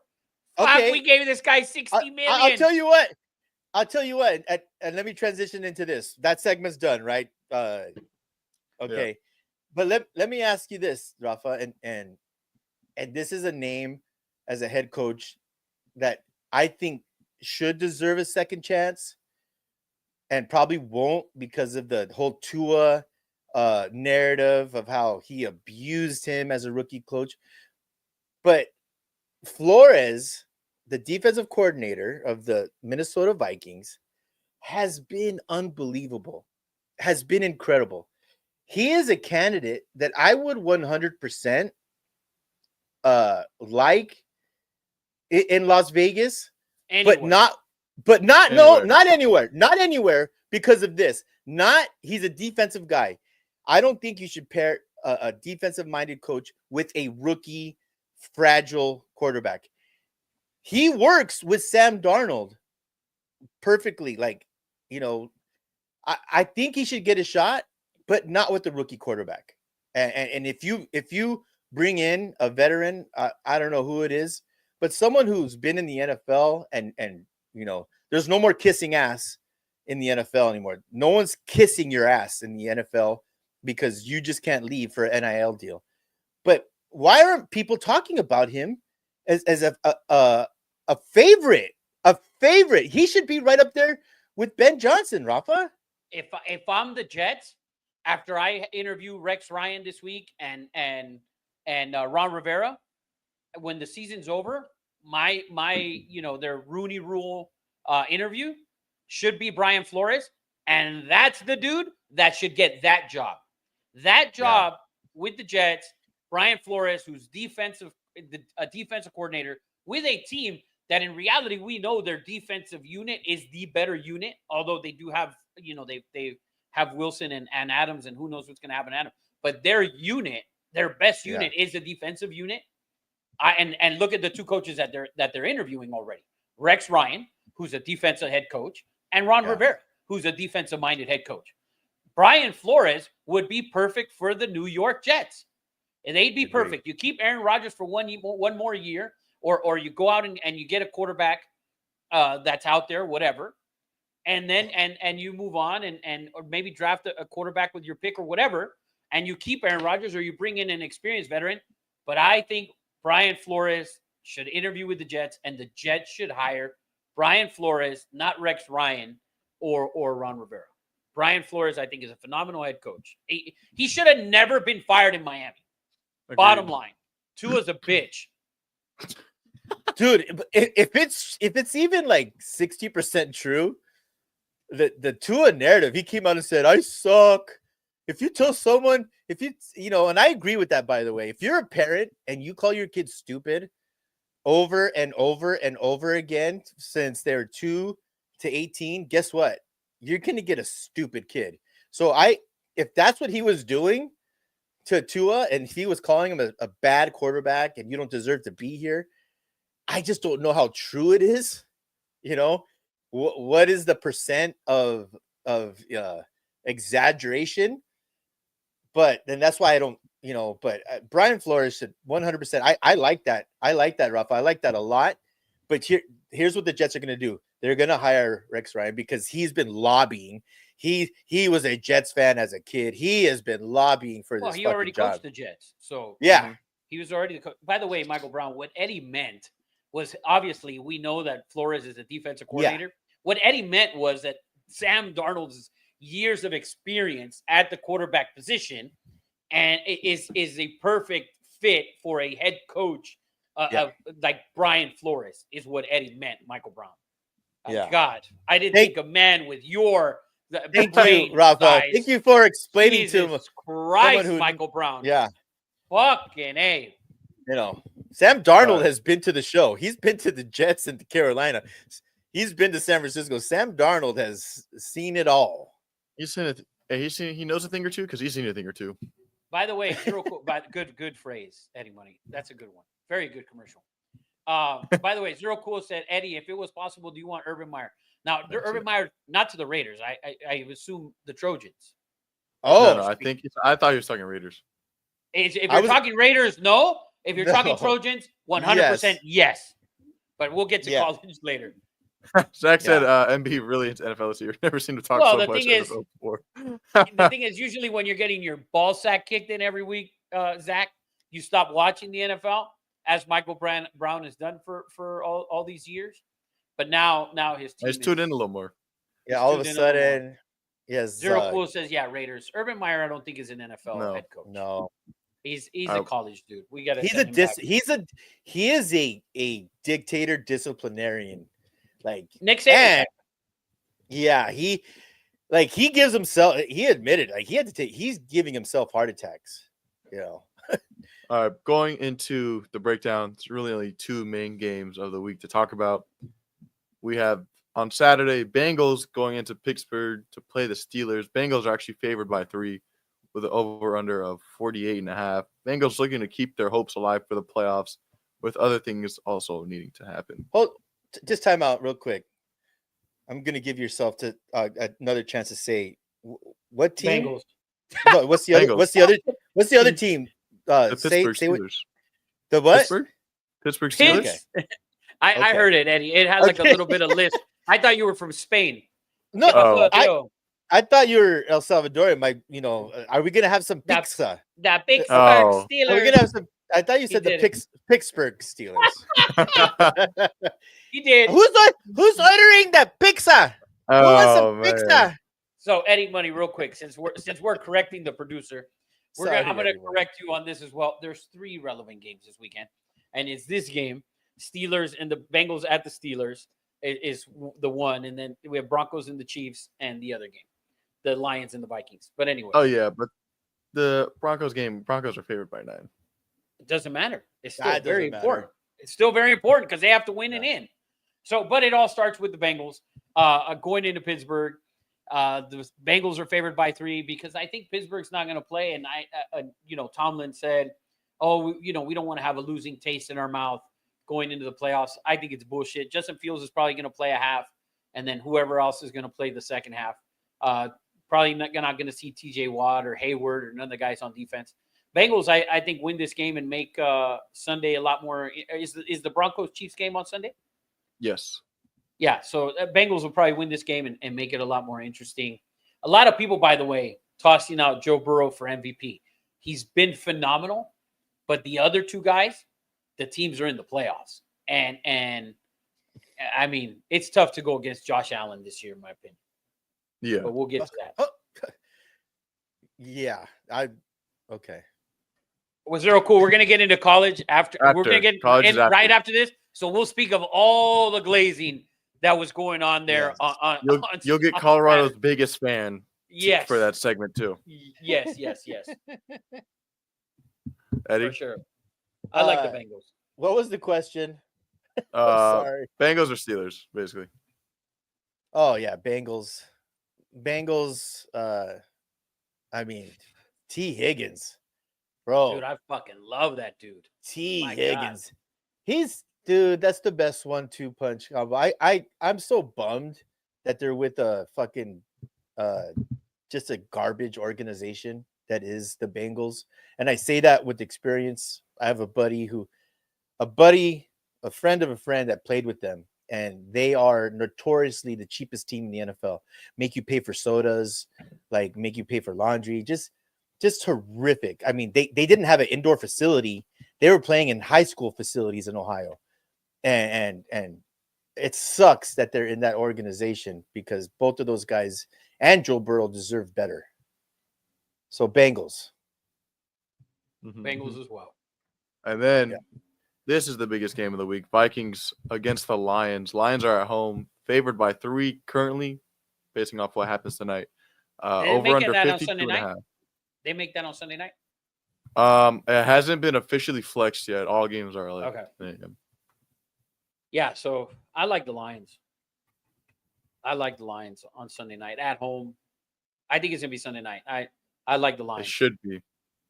It is. It officially got flexed. Yeah, give me the Lions. Yeah. I like this to come down to the wire. I love this game. I think this is going to be a 1 point, 2 point game. So for that reason, give me the points, man. Nice. Give me the I also points. agree with that one. Now, last game. Do you think the Broncos can choke this if Carson Wentz starts? Yes, no doubt about it. Yes. Carson Wentz isn't going out there to just fucking go through the motions. Carson Wentz is going out there to say, hey, I'm next here. year, I'm here. Next year, maybe a team in transition at quarterback, like let's say the old Tennessee Titans or the New York Football Jets, Facts. somebody like that. This Says, is hey, this is an yeah. audition for him, a big time audition. Whether This- yeah. who knows who's going to play a receiver and all that, but they don't have receivers anyways. This is like, this is like your assistant manager at the McDonald's in Downey, and the manager calls in sick. He couldn't get a babysitter, and you're like, we're gonna sell some Big Macs tonight, baby. Like, I'm gonna prove to management that I could run this shit, and then I'm gonna make friends with everybody, and I'm gonna make everyone look good. This is what makes the NFL good, because, and this is why you can't tank, which we've talked about, is that the eye in the sky. My college football, not my college, I never played college. My high school football coach always said, the eye in the sky never lies. Okay. And the one thing that NFL coaches do is watch fucking film over and over and over again. And this is why I really believe that Carson Wentz will play well. And he's been in a functional system. He's been in an environment of winning, an environment of this healthiness. And that does a lot for you, man. Like, you feel good about yourself. And that's why I think the Broncos are in trouble. Can someone tell Zach that the Broncos are not in? Broncos are not in, Zach. Broncos are not in, Zach. They have the to win. Broncos are not in. They have to win. They have to win and in. If they lose and the Bengals win, they are out. Gone forever. Go Yes. ride that little fucking pony into the wind. Yeah. Woo! By the Like way, genuine. Michael Brown, Carson Wentz is playing for his Matt Flynn, Matt Schwab moment. Right here, right now. Hey, dude, If if you point play, underdog, give Carson if- Wentz all the time of day. if he plays well, don't rule out. Okay, if he plays well, don't rule out him being a bridge quarterback in Las Vegas. Because number one, they'll sign him just to get every offense. They will put him underneath hot lights for 72 hours and give him a pad and pencil and say, I want to know what fucking Travis Kelce eats and what Patrick Mahomes fucking, does he wipe his ass 3 times or 4 times? That's what NFL teams do. They will sit you down and extract everything out of you. For that reason alone, the fucking Raiders might sign fucking Carson Wentz to be a bridge gap player. Quarterback. Woo! I Well, love it. That, Let's go, Chiefs. that concludes. I would love for the Chiefs to win. I'm rooting for the Chiefs. That concludes our NFL segment. We got our Colorado Pac-12 homer to lead. Oh my Oh, God. yeah. Oh, To lead the CJ college segment. Wowos. CJ Wowo's in the house. How you doing, CJ? Your mic is muted. Not, There we go. No, I can't hear no, I can't hear him. Still can't hear you, shit. man. Where'd you steal that mic from? Yeah. You have an ice cold mic. Not hot. Yeah. Freezing cold. Nope. No. Now we got it. Now we got it. yes. We're good. Yes. Hello, people. How you doing, man? how was your Kwanzaa? Well, I don't celebrate that fake holiday. I celebrate the real Fake holiday in America, which Why is would you call that fake? okay. I'm not about to get into a whole history lesson. I'm not about to get into Kwanzaa is fake, Ed. Come on. You Kwanzaa's just saw a fake. black dude and you I threw actually have- Kwanzaa out there. I actually have Kwanzaa's no fake. idea. I have no idea what it is. So my bad. Yeah, that's why nobody does. So Nobody. I celebrate Vaccine. the real holiday where we celebrate the Lord Jesus Christ's birthday, and that's Amen. Christmas. Amen. I By got the a way, Bible. By the way, for Zach Christmas. is hard when CJ fucking got in the chat. Yeah. CJ, let's go. Look at CJ, him. let's go. Let's get it out. Yeah. Oh, baby. We have Zach- yay. This is sort of like a 3-on-1. We have Zero Cool, CJ, and Zach ready to come after you when you talk about how Georgia's going to win it all, Rafa. So get your, go! get your shit going, man. Oh my gosh! But we're Stole gonna that get mic from into Milli it. Vanilli. Shut up. We have the same microphone, you piece of shit. Anyways, startup questions. Startup questions. I gotta ask y'all before. Yeah, I'm gonna take over here. I gotta ask y'all before we get into the games. You know, what do we do with the bowl games? So I am on this new train, and it has to do with the FBS taking a look at their little brother, the FCS, and considering following that playoff schedule, where I believe it's 32 teams. It's 32 teams, obviously no bowl games. They've been doing it for years. It's successful at their level every single year. And I don't know why Eddie is shaking his head. So I'm going to go to Eddie first. What do you think about that? Why would you say it's successful? Why would it's always fucking South Dakota fucking state and fucking That what No, it no, means. no. That's not what Yeah. he means. It doesn't matter about the teams, Eddie. Right. The system is what works. It gives the 32 teams a chance to win it. All of that. That's what it's it's ridiculous. worked. I don't think it's ridiculous because it works. The reason I don't have an issue with it, and it's the biggest reason, is because it doesn't infiltrate the academic schedule. It's going to work the same way. It's just that the games are going to be pushed back. I think that the bowl games personally overperformed this year. They did. But They've been they great. did. But I don't think that in the future, as we start to get to that expansion to 16, I don't see the bowl games being that relevant, in my opinion. Listen, they'll always be relevant for one thing, because it's fucking Wednesday night, and what are you gonna do? Fucking watch Friends for the fucking 68th fucking time? You could gamble on it, so they'll always be relevant if there's fucking football on a Wednesday night and it's the Duke Mayo Bowl.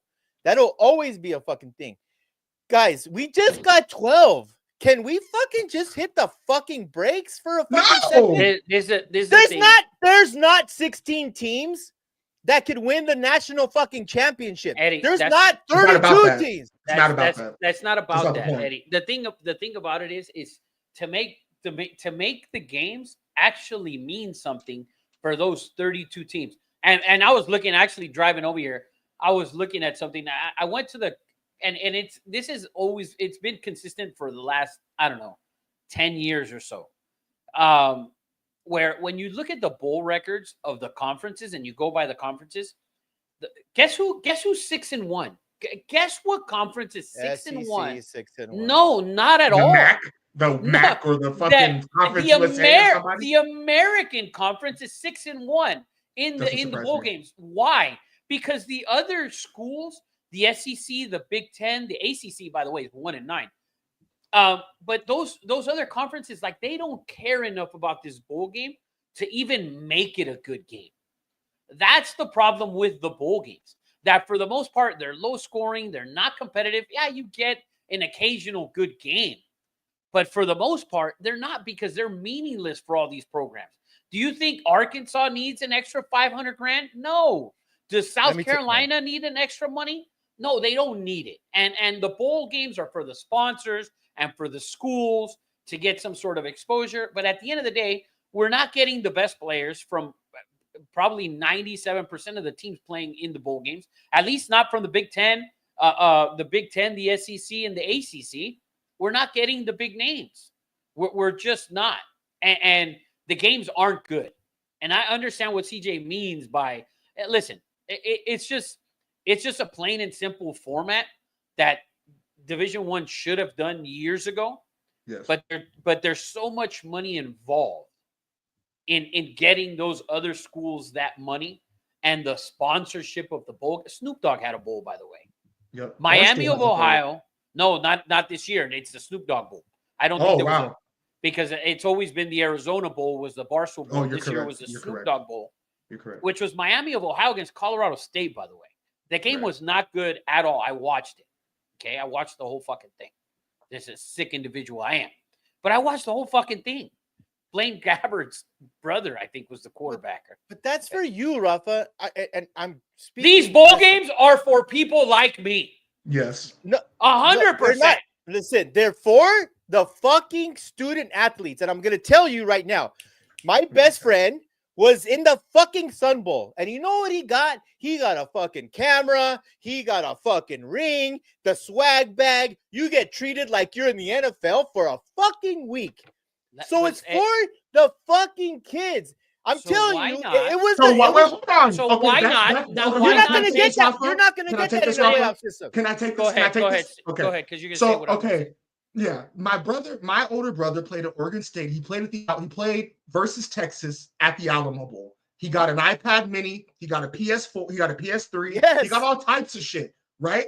To your point, why not open that experience up, those bowl game experiences, for more student athletes? To your point, let's give more athletes the experience. There's of getting in that already 50 No, bowl but listen, games. But listen. Why don't Eddie Money just made a great point? Why don't we just turn those bowl games into playoff games like we're doing now? Why Exactly. not make the Pop-Tart Bowl Exactly. a fucking part of the play? It can still be the Pop-Tart Bowl. It's just in the playoff. By the way, the Pop-Tart Bowl was a hell of a game. Hell of a game. So Phenomenal. what I'm saying is, Eddie, I think that we saw this year an expanded playoff make more meaningful games at the end of the year. We were paying attention to Colorado and fucking week 10, week 9 or 10 in Okay, Kansas. okay. So I'm saying, I'll finish on this point. I'm saying, imagine 32 teams. We can't even imagine the games that are going to be important. We're looking at Colorado State and UNLV at that point. We're looking at fucking, Houston and Army and all these different teams. Well, and by Like, the way, they're- Eddie, to Go ahead. CJ's point, if you take, let's say, Oregon, who's the number 1 seed, and they play against the 32, or I don't know That's how my how the- problem with it. but it's not, because if you think I about it, know. let's say whoever, let's say let's say Oregon is the number 1 team, right? Mhm. Against the number 32 ranked team, whoever it is, Miami of Ohio, for example. You don't think that Miami of Ohio playing in a bowl game at the first week of, or the second week of December against Oregon is going to be a bigger moment for that student athlete at Miami of Ohio and the fans to travel, let's say, to Arizona to watch Miami of Ohio play against Oregon? And then, hey, listen, you had your meaningful week. Not when the you had a chance. spread. Not when the spread is fucking 32 points. Dude, the I agree. spread- I agree. Okay. I agree with Can I bring everything up you the said, game? CJ. I agree Can I with bring up- everything okay. you said. Mhm. Okay, I agree with everything you said. Playoffs, make them bowl games. I like that idea. My issue is now you're in a bowl game. Why I do like bowl games is, one, the athlete's experience. You feel like you're playing for something. You feel like you're gonna win a Pop-Tart Bowl. You're gonna show your kid a ring and it's gonna say Pop-Tart. Dad, what is a Pop-Tart? You feel like you're winning something. Why go into the playoffs and pretend like you have a shot of as the Red Hawks or whatever Miami of Ohio is They are the against Red another Hawks. team? That is a That farce. doesn't matter, though. That Time out, doesn't time matter, out, though. time out, Because time out, when time out, you time do out, time out. 16 against 1. Guess what? Guess who Oregon? I just looked it up. Guess who Oregon would have played in the first round under the structure? Guess where they played? Who's that? Texas A&M, who What? was ahead of the SEC for half the season. That's an amazing first round game. Give me Texas A&M Oregon. That's amazing. Really? That's a team. Lost the That's a fucking US. team. That's a team that for halfway through the season we saw at the top of the SEC who fell off. I think they would give Oregon a little bit of problem. I'm not saying that Oregon would lose. But I Who's think that would 31? be 31 is Texas A&M. 32 is LSU. 33 is Florida, who No, beat but Ole those, Miss. but those aren't the end rankings because A&M. No, finished those like are the 16. current. Those are the current rankings. I'm looking at Tulane is 29, Texas A&M is 30, Baylor's 30, or LSU's 32, Florida's 33, Iowa's 35. My stats will be this for this year. I like the 12. Let's tweak the 12. Let's see how that goes. Right? Let's not make the conference champions automatic 1, 2, 3, and 4. That's stupid. Let's tweak this. Can we? The other thing about taking Can it we to slow 32, down? Eddie, Eddie, the other thing about taking it to 32 is that you're going to have 32 teams where fucking the transfer portal is going to be dead. Like, Done. it's not going to move. Done. It'll be done. It'll be done. Because those 32 teams will have a chance, and then the bowl games that we will get the first week of December, or the second week of December, will have meaning to everyone. Dude, Washington State and Syracuse, Washington State was 18-point underdogs in that game. Like, dude, it's big lines no matter what. The bowl games are terrible at this point. They really are. As a whole. So you guys might get your wish because I don't think we ever will. No. I'm telling you, and I'll give you a reason why. It's because the baby boomers are dying off at a very fast rate, and we all know who runs this fucking show.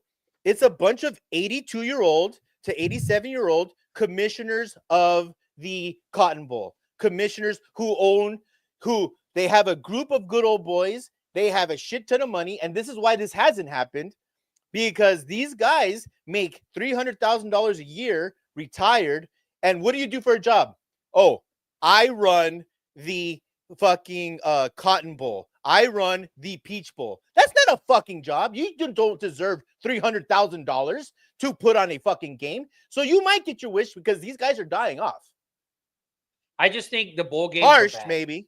I just think the bowl games are bad. But they've been great. We just all admitted they've been great this year. They were good this year. But bowl games have had a reputation for several years now of like, okay, it's a bowl game. Nobody gives a fuck. Who doesn't want to see a bunch of mayonnaise? Besides the New Year Six.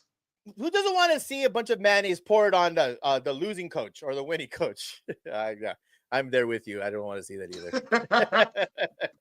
All right. But that was a good conversation. I have one more question for you before we get into the games, and we're going to get into the games. I promise y'all we're going to get into the games.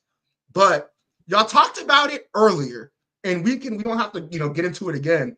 But Cam Ward and Shedeur Sanders, I mean, and to the point to our last conversation, Cam Ward in an expanded playoff plays in the second half, probably. You know what I'm saying? Oh, 100%. Yeah, no doubt. He plays the second half. So at the end of the day, I was disappointed to see them perform like that, but I wasn't surprised. Why? Because they were not in a playoff game. Cam Ward was lights out, though. Cam Ward was lights out. He was not bad, but I'm saying not bad. He threw 3 touchdowns. I'm saying not playing the second half. But that was known that he wasn't going to play. Yeah, I mean, that was known. That was said. But I'm saying, what do you guys have to say about both of their performances? For me, Cam Ward was lights out. Like, to me, I watched Cam Ward the entire first half, and I watched all of the Miami game. I thought the Iowa State quarterback played great as well. I thought Cam Ward was really, really good. He didn't make any mistakes. For the most part, I thought he played great. Shedeur was just, watching Shedeur, bro, it was a disappointment, in my opinion. There was 2 sacks that he took that I was just thinking, like, what were you doing, Shedeur, taking that sack there? The sacker, he takes like a 23-yard loss. What happened? What were you doing? And then, because college kickers are for the most part not very good. Colorado's kickers are not good at all from outside of 40, basically. And now you put neither is the fucking Falcons backup kicker, obviously. Yeah, that choked there. But that was 56 though. Sorry, 54. Oh, yeah, it was like 8 short. But anyways, the sacks that Shedeur took were brutal. The play where he's trying to throw it away, he's inside the pocket and still, so he barely got it out, and he throws an interception on that play. Like, that's just a ball that ball you should never be throwing a ball away and get intercepted. Like, it just shouldn't happen. Shedeur, to me, his performance was awful. If I'm looking, I don't want to see. If I'm a scout and I'm taking that to my GM, if that's my job, I'm scouting Shedeur, that shit is not in the tape, period. Like, we can forget that he played that. Is basically what the scouts got to say, because that game just looked awful for him. Yeah. Cam Ward's stock went up, I think. I'm gonna skip this real quick, and I'm gonna address first of all, Michael Brown. You saying people will want 64 next year? I agree. When does it fucking stop, Michael Brown? I agree. Let's slow down. Let's fix 12. My next one is for Zero Cool. Like, 0 and 10. 1-9 high school. I know what you're talking about. Pius 10th, right down the street. Yes. Um, Congrats to those boys. yeah, that's way different. It's way different. They Yeah. play in divisions, 12 divisions. Yeah. They play in a system which I still don't know how the CIF does it. Yeah, It's it's mind crazy. blowing how, and I get it for if you're in the Trinity League, like you're playing a horrible schedule. I get it, but you can't tell me that Miami of Ohio has a chance against Oregon. You can't tell me that even You Texas don't like A&M Texas A&M? no, Okay, I don't. Okay, so they lost to USC Eddie, when but half of but USC's listen. team fucking left. They all were missing teams. That is the problem with these bowl games when we're evaluating at the end. That's why I don't hold anything against the SEC being 4-3, the Big Ten being 4-2, the ACC being 1-9. Like they're not playing. Their players aren't playing. Yeah, We have 15 guys walking off at this point. Oh, this guy's not playing. Who was it? San Jose State. Like there's just a bunch of teams that the players aren't playing. That's the problem with the bowl games. And I'm not saying 64 to ever get to that. The way CJ said, the FCS So was 32 is 32. the magic number. FCS has been doing it for over 10 years. Because it's the way you already have it. It's You already have the there. structure. It's already already set in there. We're not stone for you. changing anything. We're Yeah. not doing a NCAA tournament where we're going from 64 to 68. No. And this is also not an idea that's like new. Like this is an idea that's been floating around for a while. Then why aren't you guys watching what's the purple team that always it's the same two fucking teams that are always fucking there?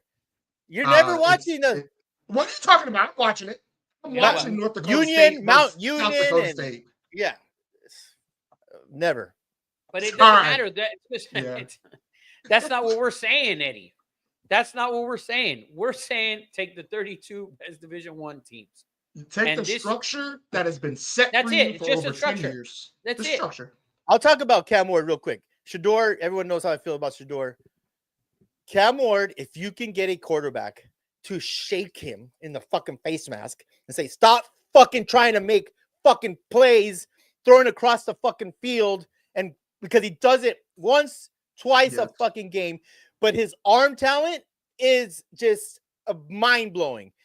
Some of the throws are incredible, but you have to stop trying to be Superman. There's only one. And if someone can harness him, which is going to be very difficult because he does make those incredible throws, but he's incredible, but also very consistent on bonehead fucking plays. It reminded me of Josh Allen year one, where I could do it all. My arm can do it all. And this is the NFL. You can't. You got to learn how to throw the ball away. Peyton Manning, Troy Aikman. You cannot do that in the NFL. And that would be my red flag with Cam Ward. It's my only red flag that he has to fucking harness. You gotta chill, Papa. Punting is okay. Yeah, I don't mind Go ahead. I don't mind Go ahead, that, Rafa. Eddie. I don't mind the mistakes with the arm. I mind the mental mistakes. Yes. And the mental mistakes are more of the taking sacks, running out of bounds, shit like that. That's the part. Those are Shador's. Those are Cam Shador's mistakes. rolls Cam out Ward's right mistakes. and throws it on the opposite side of the field, and he's done it like fucking 7 times, and it's like, And it's what like the most dramatic shit ever. Like it floats for 20 seconds over the middle of the field. You're like, Okay, but oh, I think that's a lot easier to fix than you mentally 100%. Yes. mentally sitting back there and just taking sacks like for no reason. It's just I would consider those the type of play that Eddie is specifically talking about. I would consider that a mental play. That is a mental play for you to roll up, being a left-handed quarterback, rolling out to the right to the sideline and throwing it all the way across the field for it to get picked off every single time. That's a mental thing.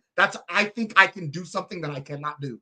And we could put 7 of those, 6 to 7 of those, which On is repeat. Disturbing. Yes. Disturbing. I want to address Michael Brown with his comments talking about Rafa and CJ. Same person, same opinions. That we deserve I know you are not in the Two Nobodies group chat. Me and this man argue every single day. We argue every single day. Watch last episode. We should charge all people. We should do a subscription. You right. should to get into our group chat. Yeah, that'd be much. That'd be A lot much. of racism going on in there. A lot of racism, a lot of And misogyny. we got a black dude in it, so it's all clean. Yeah, A motherfuckers little don't bit. like Puerto Ricans either, man. All right. We have been waiting for this all year long, and it is finally here. We are at the quarterfinals of the college football playoffs. So let's start off with the first game of the week. And Eddie, I will start with you. Number 6, Penn State versus Ashton Genty, and number 3, Boise State. Penn State is getting 11 points, and the total is sitting at 53.5. What's your opinion on this game? I love this game. I really do. I love this game. And I haven't been a big fan of Boise State all year. They haven't played shit. But the one thing that they can do is run the ball. And the quarterback is talented as well. I think 10 points is way too much. I really do. I get it. You know, Penn State has 5 stars on the defensive side of the ball. And the offensive side of the ball. Drew Aller, who I wasn't a huge fan of, has proved me wrong and has played well. But I feel I like the Boise State head coach. When you give really good coaches this much time to look at film and say, how are we going to scheme? Not either you go at number 11 on defense, either you go at Abdul Carter, or you scheme Carter, and you got to scheme it well. And I feel like, you know, Ashton Genty is really good at yards after contact. I think you stick to the game plan, and I think 10 points is too much. I like the Broncos here, man. I like the orange and blue for once. And it's not the ones in Colorado, Denver. It's the ones in Idaho. So if I'm choosing, I think 10 is too much. When you give good coaches this much time to scheme and see the weaknesses and strengths of a team, I believe a good coach, and I think the Boise State coach is a good coach. I think he's going to keep it within 7. I think 10 is too much. Rafa. Man, I'm going to hit the head real quick. I don't like Boise at all. But Penn State's offense disappointed against SMU. I don't think they played as well as they should have, and they've had bad games. They had a bad game against USC on offense. They've had bad games on offense. Can they do that against? Can the offense play well against Boise? Because we know the defense is going to play well. I love Boise's quarterback, as Eddie stated, but I still think James Franklin with 10 days or so to prepare, 14 days, whatever it would have been, 10 days. I like Penn State. I think Penn State's going to get it going on offense, and I think the moment's going to be too big for Boise. I really do. I think this is big time, and I like Penn State plus -10, fucking -14, Penn State, and Genty's going to show you why he didn't win the Heisman. He's going to play a big time program, and he ain't going to do shit. And I already can imagine if Genty has 125 yards at halftime, Zero Cool is going to send messages on Instagram. I fucking knew it. And Zach's going to go irate for Genty and the Heisman and all the bullshit. But I like Penn State. I like James Franklin with the days to prepare to be ready for this game. Give me the Nittany Lions. Yeah, I think Eddie was spot on. I think that when you are a team like Boise State that is so overmatched just on paper, you have to scheme. You have to scheme the hell out of the game. This has to be, we're going to see some trick plays. We should see a couple of gadgets. We should see a couple of reverses that go for 80 yards. We need to see some of those. If they try to play Penn State straight up, I think they have no chance. I think it's Penn State by 30, just because they're so overmatched. And we'll see, though. I don't think Ashton Genty plays any factor into this game. I really don't. I think that I like Penn State with the points, and I like them to beat the shit out of Boise State. I think everyone's going to be surprised on how good this quarterback from Boise State is. He's good. He's a talented kid. Beat out a 5-star recruit. Listen, if Oh, Boise, I'll everyone tell you, everyone's beat Malachi Nelson at this point. Where's he at? Troy State now? He's on another fucking. I hope no one gave him money this time, CJ.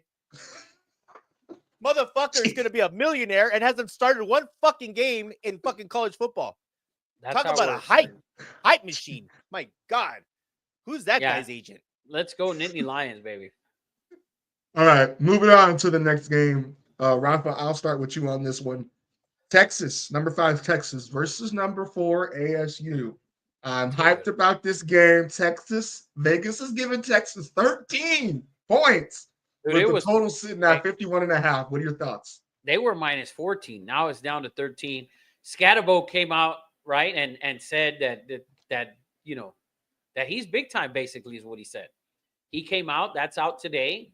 That his time to shine. Blah blah blah. Whatever it was. Dude, Texas is just too fast. And Arizona State. I love the head coach, Dillingham. I think is a phenomenal head coach. They are the toughest team. They were the toughest team in the Big 12. That clearly showed their toughness, their coach, everything. But Texas is just too fast. I think Texas is too fast, too many weapons. I like Texas. I don't know if they can cover, though, the 14. They struggle to cover these big lines throughout the season. So, but I still like Texas to win this game. I don't know about 13, but I do love the Longhorns.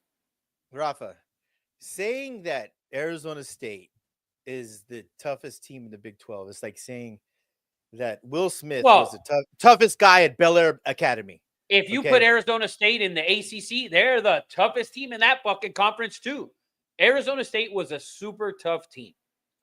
They played with a lot of. They look really tough in the Big 12. Oh, % now they play in a big time program. I think they're going to fly by them. I know everyone thinks I'm going to go, forks up. I'm not going to go forks up. I agree with Rafa. The speed, you're going to see it. It's going to look like BYU versus Colorado. The speed of Texas, and I saw it last week, and I thought that was the only favorite that I was on. I love Texas against Clemson because I watched Clemson over and over again. Like, this team is not very good. On both sides of the ball, Rafa, on both sides of the ball, they're bigger, they're faster, and I think they cover. Everyone wants, right? And Dillingham, I love him too. Everyone wants this to be a close game. But what have we seen already in these playoffs? Nothing but fucking blowouts, right? And I think this is going to be another blowout. You can't afford if I'm Arizona State, I get the ball first and I grind out 14 7 minute. Yeah, because if you get 14 points behind Texas and you're Arizona State, what are you going to do? Give Scatterbo a couple swing passes and this and that? Arizona State can't play from behind. They are grinded out. We're going to do some crazy shit, pull 2 guards to the right, fucking throw it to the left. And Dillingham's great. But at a certain point, Texas is Texas. Texas has 5 stars sitting on the bench, fucking talking to their agents. Can I go to fucking North Carolina? Can I go here? Can I go there? Texas is just too talented, man. And I think they're going to boat race. They're going to boat race ASU as much as I would love to be wrong. I would love to be wrong. But I love Scatterbo. I took him in the 6th round of my mock draft to the Raiders after I picked Henderson in the 3rd round, or it's the 2nd round from Ohio State. I think that if I'm like comparing both games, I definitely like ASU's chances versus Texas more than I like Boise State's chances versus Penn State. I think ASU is way more talented than Boise State is. And I think, like Rafa said, I think Arizona State is probably, just on the statement of toughness alone, they're probably the toughest team in this playoff. Obviously, they're not the most talented, they're not the fastest or strongest, but I think on pure, just when you watch them play, they're just tough. They play tough. I always like a tough team, a scrappy team, fighting for their lives in these type of games. I do agree with you. I do think that in the 3rd and the 4th quarter, Texas started to lean on them a little bit.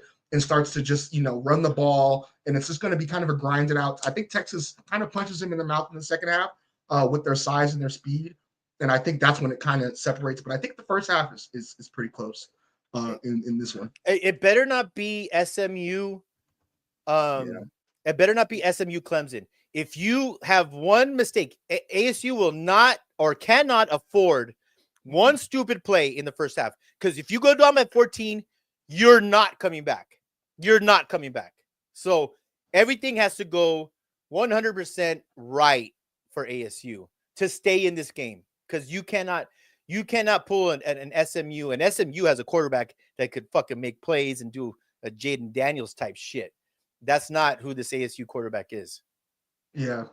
Before we move on, I would just say to that point, it depends on who shows up, like which Quinn Ewers shows up. Like if do we get a Quinn Ewers who is kind of, looking like that injury's hurting him a little bit, doesn't, is not, what do you mean? Quinn Ewers has not looked amazing these past 6 No. weeks. My argument is, when have you seen Quinn Ewers look amazing? Yeah. I'm saying that's my point. So it's like if when Quinn Ewers has one of those games, I like Arizona State's chances. Rafa, Listen, if Quinn has one of those games, it won't last long because the backup is a formidable backup. He can come in and play, and he's shown that he can come in and play. So I don't think Quinn's leash is long for him to make mistakes. Like anytime at these playoffs, if they get down by 2 scores and they're struggling, trust me, they'll pull him. There's no doubt about it. Sark will pull him, and I don't think Quinn is going to be allowed to have a bad game and say, "Oh, we lost because of the quarterback." That is not an excuse for Texas. We lost because of quarterback. It cannot be that we lost because of Quinn Ewers. Because if they're losing because of him at halftime, it's a quick change. It's a quick change. CJ, before we get off this point, let me just ask you this, because we're at NFL before. We talked about quarterbacks and who I would take third, fourth, For me, like, if you're being honest with yourself, like, would you rather have Kyle McCord or Quinn Ewers? Carson Beck. Oh gosh, no, we're not going there. But if I'm Quinn, I'm staying, man. I just haven't seen one game other than he was going to Ohio State. He was a stud. He had the fucking mullet. Then he didn't have the mullet. Then, he got $1 million here and he got $1 million there. People argue with me all the time about Quinn Ewers. And I'm not going to sit here and say I've watched every play of Texas, but I've watched a lot. And he's throwing to some really super talented receivers. But I just have not ever been blown away by Quinn Ewers. Like, CJ, honest question. Kyle McCord or Quinn Ewers? Who would you take as an NFL quarterback first? Well, because I said that Jackson Dart was better than JJ McCarthy. Fucking Eddie 100%. 100%. Eddie Money's like Quinn Ewers. I'm like, Quinn Ewers? Are you fucking Eddie Money, just at that point, Eddie Money went on the default of, he led his team to a national championship, which I don't go for because he had a loaded roster and he handed the ball off probably 85% of the time. Jim Harbaugh led that team to a fucking championship. Correct. Not JJ McCarthy. But to your point, I always give an asterisk on Kyle McCord's season because I still remember Kyle McCord at Ohio State. I still remember that when he had to play that high-level competition, one or two best conference, he was bad. He was so bad. And now that he went to an ACC and his schedule got a little softer, obviously, and he has a great roster at Syracuse, top 25 team, obviously, they were better. But could it be a mature question? Could it be a maturity issue? Guys develop. By the way, this is a tough question. I'm gonna say Quinn because I think with Quinn's just natural throwing ability, I like his arm better. I think he has a better arm. But it's Kyle McCord just gives you a little bit more oomph sometimes. Okay. By the way, Zero Cool, that is a great fucking rumor because I thought something similar, but not at Oregon. I thought maybe Ohio State. Back to Ohio State. I thought Ohio State as well. Yeah, I don't think that he should go. I don't think he should go pro, and he should transfer because at the end of the day, it almost impossible for Quinn to be the quarterback at Texas again next year. It's one or the other. There's no way that Arch Manning is sitting again at Texas. There is no way it's not happening. Like it's just the student body, the fan base, Matthew McConaughey, they're not fucking allowing it. It's so not another year. Like this year's fine. And it might be a mathematical equation, Rafa. Where do you see Quinn Ewers realistically going in the NFL draft? Third round, fourth round? You're not getting a $3 million signing bonus. No. Third round. No, and you will get a $3 million signing bonus with North Carolina, with Ohio State. I think he goes back to Ohio State. Let's clip this. No, let's clip this. Let's clip this. What is your Quinn Ewers prediction for next year, Eddie? Where do you think Quinn Ewers lands next year? I think Quinn goes back to Ohio State. I think he gets $3 million, and it's a full circle for him, right? Like I went there, it didn't work out. I'm gonna prove myself. This is not the draft for you to go. Go get your money, and guys, $3 million spent well and invested can really change your life. If he goes to the NFL, first of all, he's going into the NFL as a backup at best. At best. For the right team. Yes, for probably a good team, right? So you're not going to see the field. Quinn, go back to college, Papa, and go get your $3 million at Ohio State. You're going to look good. You're going to look good because fucking Ohio State is the most talented roster for probably the last 3 years. On the planet. On the planet. Money well spent. And that's my projection, Ohio State. I think Quinn, I agree with Eddie. I can see Ohio State, but I see a handful of other schools. How about Alabama? How about Oregon? How about Miami? There's North Carolina.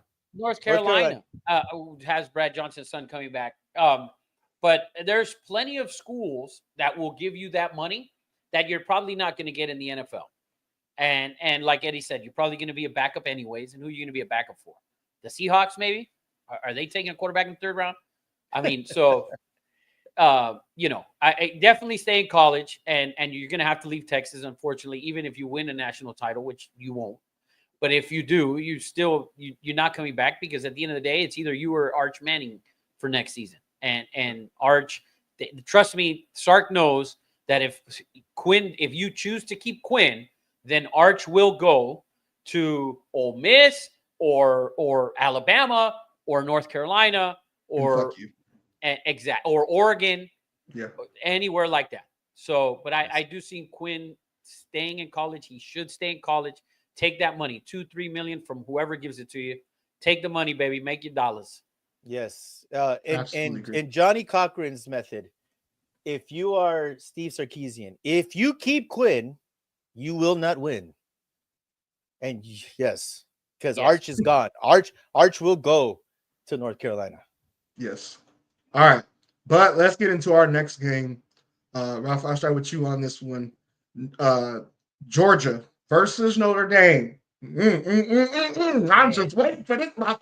Dude, this game. Georgia is so -1.5. The total's sitting at 44.5. It's pretty low. What is your take on this lovely game I have for you? Dude, the lines moved 3 points, by the way, because it opened at Notre Dame. Notre Dame was opened as a favorite, -1.5. It's now moved to Georgia, -1.5, with a backup quarterback who, by the way, when he came in the game, in the SEC title game, he looked good. Yeah. He didn't look bad, and now you've had 3 weeks to prepare for this game with who I think is the best head coach in college football, in Kirby. Kirby Smart, Mr. Smart, the smartest motherfucker in college football. Oh, so I love Georgia, man. I'm on Georgia's train. I think Georgia will win the national title, and I said it was Georgia and Ohio State. And it's Georgia and Ohio State for me. That's who I think will be in the title game. And either which way it goes, but I think Georgia's gonna put the fuck to Notre Dame. And I like Notre Dame, man. I love the head coach. I feel like he underachieved, and now getting a playoff win. I feel for Notre Dame. They got a soft spot in my heart. But I'm an SEC homer. So go Dogs. Thank you for saying it at least. Jesus. Go Dogs. it's hard for me to pick Notre Dame in a meaningful playoff game because they usually get boat raced and prove they don't belong there. But I do believe Freeman's done a good job. I do think they're so sound defensively. But what's the quarterback, Hunter? What the backup quarterback? He did come in, Rafa, and he ignited that team. I think people were tired of seeing that ugly ass quarterback, Brock, whatever the fuck. Carson Beck, who's going to be drafted by the Raiders. Carson Beck, weighs 132 fucking pounds. Looks like he smokes crack in the fucking back alley and fucking. Whoa! It's very hard, and I do agree that Kirby, again, very intelligent and very good coach. He's one of those guys that can scheme and does motivate. It's very few, right? Like, I don't believe Steve Sarkisian is more of a schemer, not a motivator. Lane Kiffin, more of a schemer, not a motivator. I believe that Kirby is that the total package of I will get you guys fucking fired up and I will put you guys in the right position. My problem with Georgia is this. What are they winning with? Are they winning with their defense or are they winning with their offense? Because I think both. And now I'll be careful. Not mediocre, obviously above mediocrity because they've beaten, Texas but Tennessee. I just Tennessee. I think you're trying to say they're not risen to expectation. Yes, I don't see I don't see Georgia excellent on either side of the ball. I think defensively, I think Notre Dame is stout and solid. And I think although Nick Saban came on and said he knows this kid since he was 8 years old and he recruited him to Alabama. Obviously, if you're the backup, if you're number 2 at Georgia, you've done something right in your life. And if Nick Saban was recruiting you, then you've done something right in your life at quarterback. I just feel like he has the Scatterboo vibe, right? Super tough. I'm going to fucking grind it out. Almost got fucking decapitated, you know. And he better learn how to slide because linebacker or a safety from Notre Dame will fucking kill you with a golden helmet. I like Notre Dame. To make a long story short, sorry, that's long-winded. I like Notre Dame. And it's because I think Georgia is going to be mediocre on offense. Very mediocre on offense. That's my take. Well, real quick, go ahead. CJ, real quick. So what I think Eddie was trying to say was when he was getting through the Georgia. He's my translator. Yeah, I speak Eddie. All done, yeah. I speak Eddie. What he was talking about the Georgia offense and defense. What he kind of meant was Georgia. What we've seen in Georgia's previous teams was that one of the units was superior to every other university, right? And for the most part, it was defense. And a couple years, with Spencer Bennett, the offense was really, really good as well. Neither of the units are overwhelmingly good, is what basically Eddie's saying, which is why he's liking Notre Dame. By the way, Zero Cool. What he said. Zero Cool wants to argue today, and I love that fucking Chris Paul comment because we're gonna do that after we do the college because I don't think you watched enough basketball to make that statement. But go ahead. Okay. All right. I personally am I'm so excited because Georgia, like Eddie has said, they kind of took that Saban Alabama effect where every year Alabama, at least on one side of the ball, just looked so much better than everybody else. And Georgia for 2 or 3 years took that.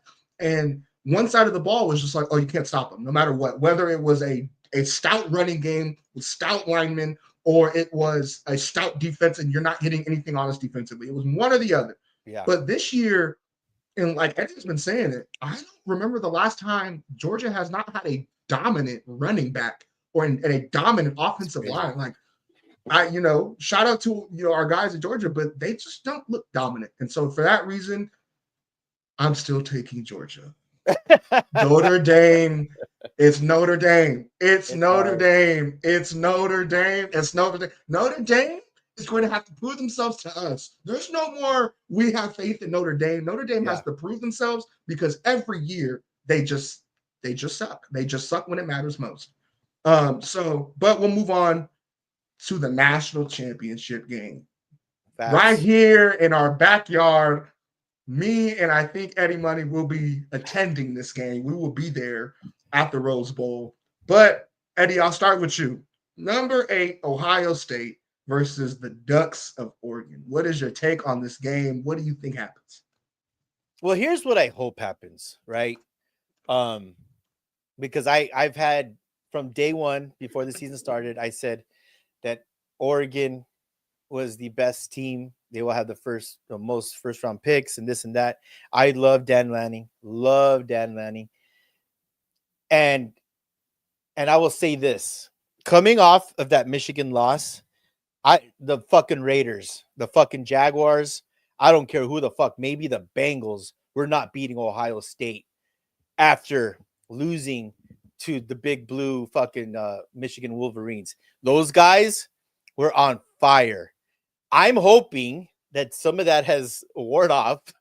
I'm hoping they don't keep that same energy because I like Oregon a lot. And I think their roster is right there on the level of Ohio State. I don't think Ohio State can come out the way they did a week and a half ago and do the same things.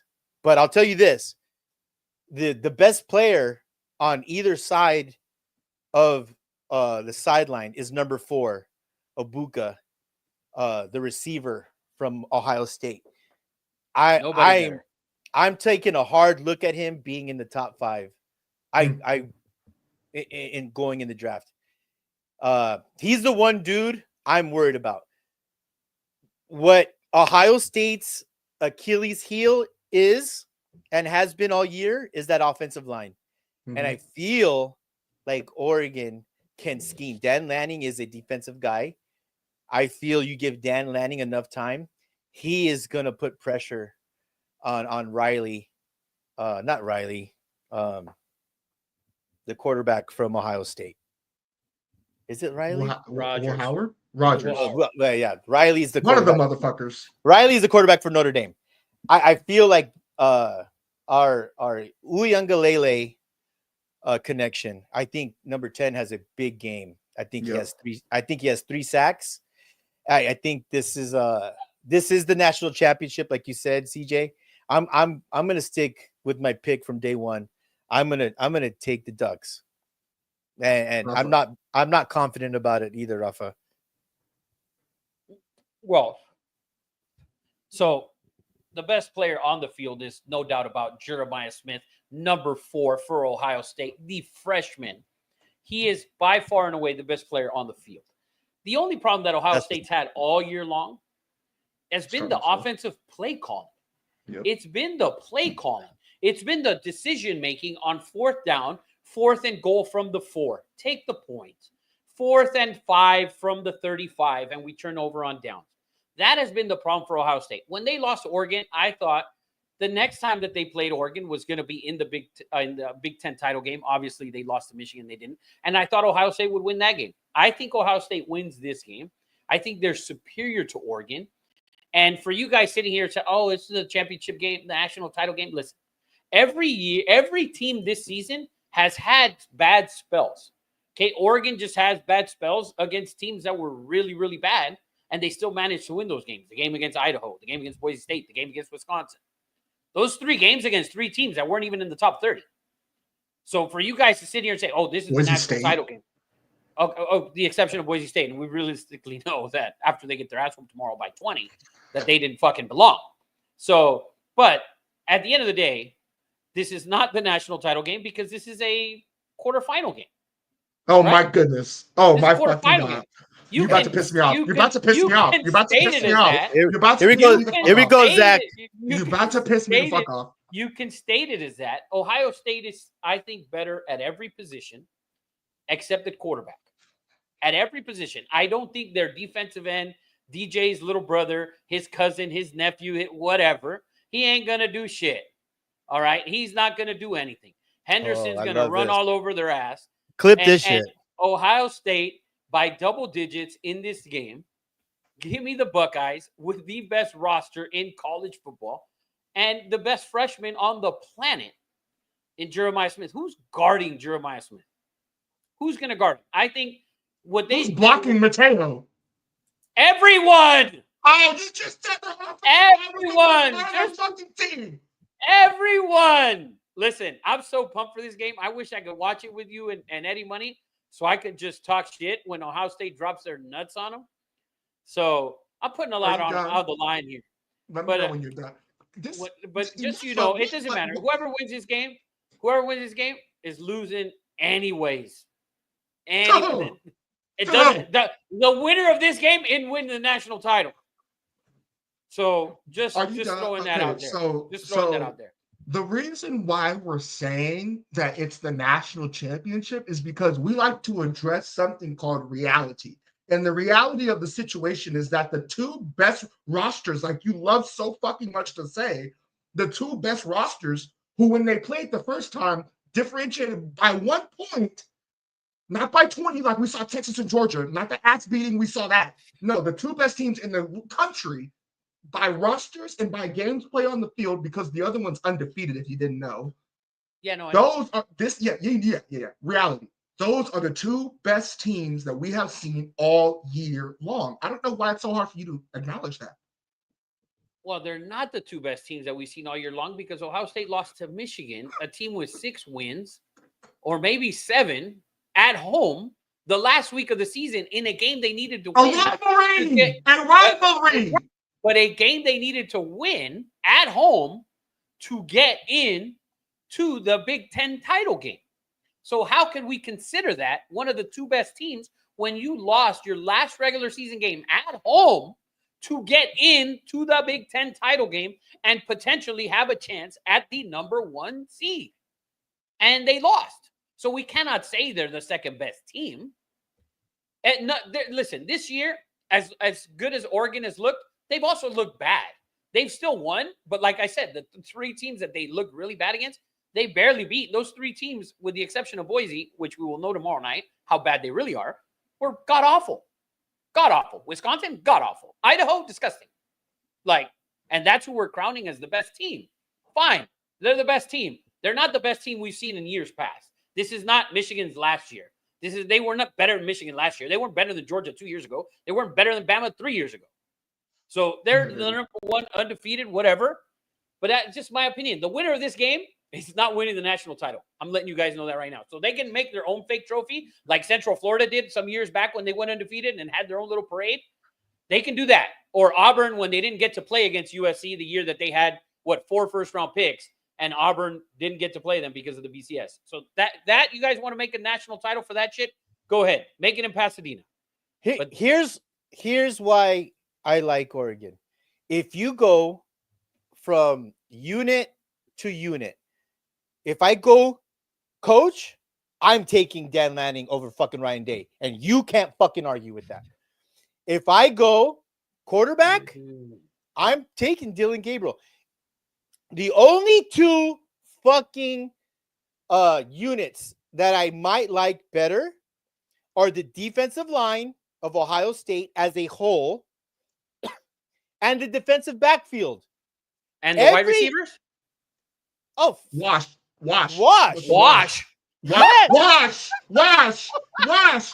fucking touching in, fucking click the power button, fucking go and spin and wash. Oh, Tez Johnson. Hello. Running backs. Hello. Dude, the only 2 fucking units I'm giving is the defensive line and defensive backfield of Ohio State. Every other category, I'm checking Oregon. Are you kidding me? The Yes. third best receiver on Ohio State is better than Tez Johnson. Who's the third best receiver on Ohio State? Name him. Cardinal Tate. Get the fuck out of here, bro. Oh, Are what you the kidding fuck? me? Who the You will see tomorrow. You will see on New Year's Day, Cardinal Tate and Jeremiah Smith shine bright like a motherfucking Let the diamond record off the reflect that, San Gabriel Mountains, baby. let the record reflect that Rafa once again is choosing to go with a Ryan Day, Chip Kelly coach team. And he will be fucking apologizing and saying, "What the fuck was I thinking again?" Because no one's arguing. Because for me, Ryan Day and Dan Lanning, they have the same amount of big game won. Except the only big game actually that Dan Lanning won was against Ryan Day. But it's hard to beat a good team twice. And that time you had home field advantage. And you won that game by which one. You said Autzen Stadium wasn't a thing. It's not a thing. They won by 1. If it's a thing, they win by 14. They won by 1. They won? What? Okay. They won by 1. You can't have it both ways, Rafa. You can't have Ohio State's incredible, and then they only won by 1. Like, come on now. I'm just saying, like, if it's a thing, you should win by 14. Rafa, you just said that they were the best team in the country. You're telling me that they should beat the best team in the country by 14 points? If your home field advantage is a thing. No! Dan Lanning isn't the way you're saying. That was a fumble. That was a fumble in the first quarter, by the way, by Ohio State. That wasn't fucking given to them. Maybe it wouldn't have been a 1-point game if that fucking call was fucking. By the way, and the other unit that's better than them is special teams. Ohio State special teams is better than Oregon's special teams. Chris Johnson versus Caleb Downs. I mean, wash. They're amazing. They're both amazing returners. I mean, it's not only the returners. Let's get a cut bet. Yeah. I'll take Ohio State by 3. The line's 1.5. I'll take Ohio State by 3. Give me the Buckeyes by winning by more than 3 against Oregon. I will gladly accept your cut bet. If you guys haven't been on cut yet, please go on your iPhone, your Android, download the app. It's legal in every state, I believe. Maybe not New York, because New York is fucking ridiculous. But go ahead, download that. You will find us scrolling on the top. Bet against Eddie and Rafa.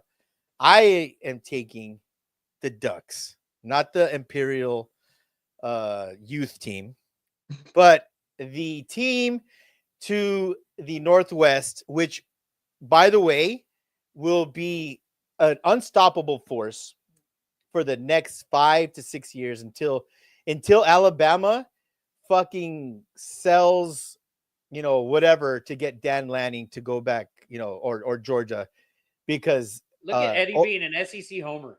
I'm just telling you that I wouldn't leave if I was him, but the Oregon Ducks are a thing. They have unlimited funds, and every kid wants to play for them. And give me the Ducks +3. I'll take it. They don't need it, but I'll take it. And go find us on Cut at Bosco Ed. And we'd love to take some action with you guys. I had to pop in before I go to work. Oh my! I was watching this while I was getting ready. I was absolutely for both sides. I will say I'm a Ohio State homer. Love them for no reason. Rafa's got some things confused, and so does Eddie.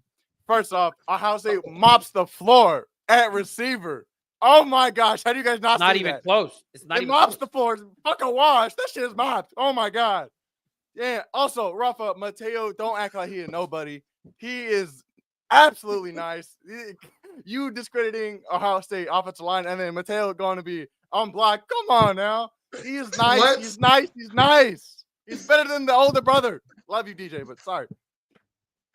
I had to get that off my chest. Go Ohio State, baby. We'll be there. Mateo might be a better quarterback than DJ. We don't know. Let's relax. We're not going to do this. We're not going to do this. I'm not going to allow this. This is not acceptable. We're not doing this shit. Sorry, DJ. It's not happening. No DJ slander on this fucking podcast. Sorry, DJ. That was a low blow. Very low. Also, Rafa, how the hell is Ohio State Stadium not going to be a thing? And you expect them to win by 14 points? What the fuck? When Ohio State was number one. If it's a thing, you should dominate. If it's a Ohio thing, State was number one in the country. What happened with the Boise? You were at home. What happened to Idaho? You were at home. What happened? If it's a No. thing, you're not losing by you're not beating Idaho in the fourth quarter, only up 3 with 3 minutes left. If No, it's I'm a in the thing, middle. I don't believe Austin Stadium is crazy like that, but also you can't just admit that they're just a non-factor. It's a Like, top 5. It's a top. you got to 5 give them some, but but 2 touchdowns at home is nuts against the best team in the nation at that how point. about beat somebody at home by more than 2 touchdowns, Idaho or Boise? I told you fuck why you that was a won? thing. You had 60 new guys on the team. They didn't even know each other's fucking names. You got to gel as a team. Oh, and Dan Lanning being a good coach is a little bit overrated. I don't know. I'm just gonna leave that there. I don't know. does he I've have seen, any I've seen Pac-12 videos of him in a locker room. He motivates me. I don't even do shit. I just lift weights. Yeah, Like, come on, he man. motivated you against Colorado. I could have motivated you against Colorado. They beat him by like 40. Exactly. Come on, that Well, was the one good no, not that motivating one. moment that he no, had. he has other good stuff. You just don't be watching. Yeah, no. He does good job. Like losing on the road to Washington and then again in the Pac-12 title game. That was a great job by him. I was phenomenal. Woo! What about winner. this year? What about this year? Yeah, Undefeated. what about this year? What about this year? We in 2024. Thank you. Oh man, dude, you guys are so quick to one season just credit somebody. That's My it. God, my That's God, college no, football that- now. No. no, okay, that's I'm gonna Eddie. speak. That's I'm not gonna college speak. football now. I'm That is gonna these speak. guys. One I'm gonna year we speak. gotta just give them fucking credit. Eddie Look at Money, BJ, please do one something for decent me. season at Please do Oregon something State, for me. and he goes and Please do shreds something fucking for me, Florida Eddie Money. State to death. Please look up the last 20 years of national champions in college football. Don't do that. Don't do that. How many are not? How many SEC wins have there been not named Nick Saban? Answer me that question. That doesn't How matter. many? No. The fuck? 4. That doesn't About matter. 3 4 or Kirby 5. Smart and 1 Let- Les 5. Miles. No, 4 no, or 5. and Ed Orgeron, Kirby, and Les Miles. Guess where? Correct. There's 3 schools that won national titles: LSU, Nick Saban, Les Miles, Ed Orgeron, Kirby, Right. So Georgia. And pull 3 from the Pac-12. Oh no, wait, we can't. We can't pull 3 from the Big Ten. Oh wait, we can't. we Oh, maybe can't. maybe We Gus can't. Mel's We Gus can't. Mel's Oh, on. and Auburn. And What do you Auburn, mean we and Auburn. can't? What do you mean we can't? You can't. You heard me. You cannot. In the last 20 years, you cannot find me a Pac-12 champion. You said I'm Big sorry. Ten, and you said Big Ten. Like you said Big Ten. You didn't say Pac-12. Yeah, You said Urban Big Ten. Meyer at Ohio State and Michigan one time. That's it.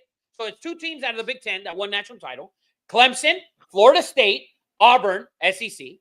That's it. That there's nobody else. Find the How list. many are not named Nick Saban? How many SEC? Les Miles, Three. Les Miles at LSU, Orgeron at LSU, and fucking Gus Malzahn at Auburn. Find So me you know one what that in the sounds Big like? Ten. You know what that sounds like? 3 fucking flukes. 3 one-hit wonder seasons. That's what you're One hit explaining. one. That was 3 LSU. So, That was 2 so times at besides- LSU. So And besides, Cam Newton at so Auburn. besides Nick Saban, the SEC is kind of just like everyone else. No, they're not.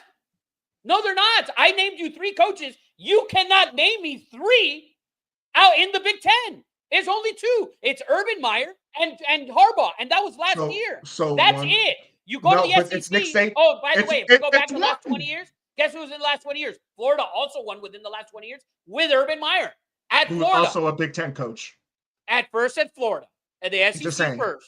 The SEC Well, first. first He he was- won in the The SEC SEC first. first. Utah. Like, what He the didn't fuck win does at that Utah. mean? But he didn't win at Utah. He won at Florida in the SEC within the last 20 years. If you go back in the last 20 years, the ACC has It's had Nick national Saban. champions at Florida, Nick Saban. Auburn, Georgia, Nick LSU. Saban. 4 Nick Saban. schools, CJ, 4 schools, 4 coaches that weren't Nick Saban. The Big Ten has 2. Rafa. Okay. Big Ten- I'm sorry, I just answered your question. But listen. Auburn had Cam Newton. Okay. LSU had the best roster, the second best roster in college football history. Like these are one-hit wonder seasons, just like you're explaining. All I'm saying is it is not hard to look at the fucking wins and say, besides Nick Saban, the SEC is not that farther ahead of everybody else. Like, how is that hard to say? I'm sorry, CJ, but over the last 20 years, just like ACC basketball, baby. It is the cream of the crop. I don't understand how you just Nobody's keep not saying flying that. away from that. Nobody's not saying this is a red herring. This is a fallacy. I'm saying that the SEC, besides Nick Saban, is not that much different for everybody else. Hey, like, can you chime in here? What do you say? Like, disagree or agree? Answer your question. The SEC is the best college football conference in college football. Let's put that out there. Is Thank the God. SEC without Nick Saban that much farther ahead of everybody else? Like that much? Are we going to sit and say they're that different? I'm sorry, but it's yet to be I'm proven not gonna otherwise. say anything. This is beating a dead fucking horse to death. Like Zero cool. By the way, I didn't come up with the 20 years. CJ said the last 20 years. If you want to go back 25 years, yes. USC with Pete Carroll was phenomenal. The reason Pete Carroll left was because they got suspended and cheated, and they got caught for cheating because we know everyone else cheated. They got caught for giving players money. It is what it is. That happened. Whether you guys want to believe in your head that Alabama would have never won if USC, you can believe it, you can assume it, just like you can assume that Chris Paul going to the Lakers would have won them titles, which is a complete and utter false fucking report, because in that trade they had to give up Paul Gasol, and Chris Paul is a ball handler, has to have the ball in his hands, and guess who else had to have the ball in his hands to ever do anything? Was Kobe Bean Bryant on the Lakers. So Chris Paul would have won absolute dick, cock, shit, nothing with the Lakers. Not a damn thing.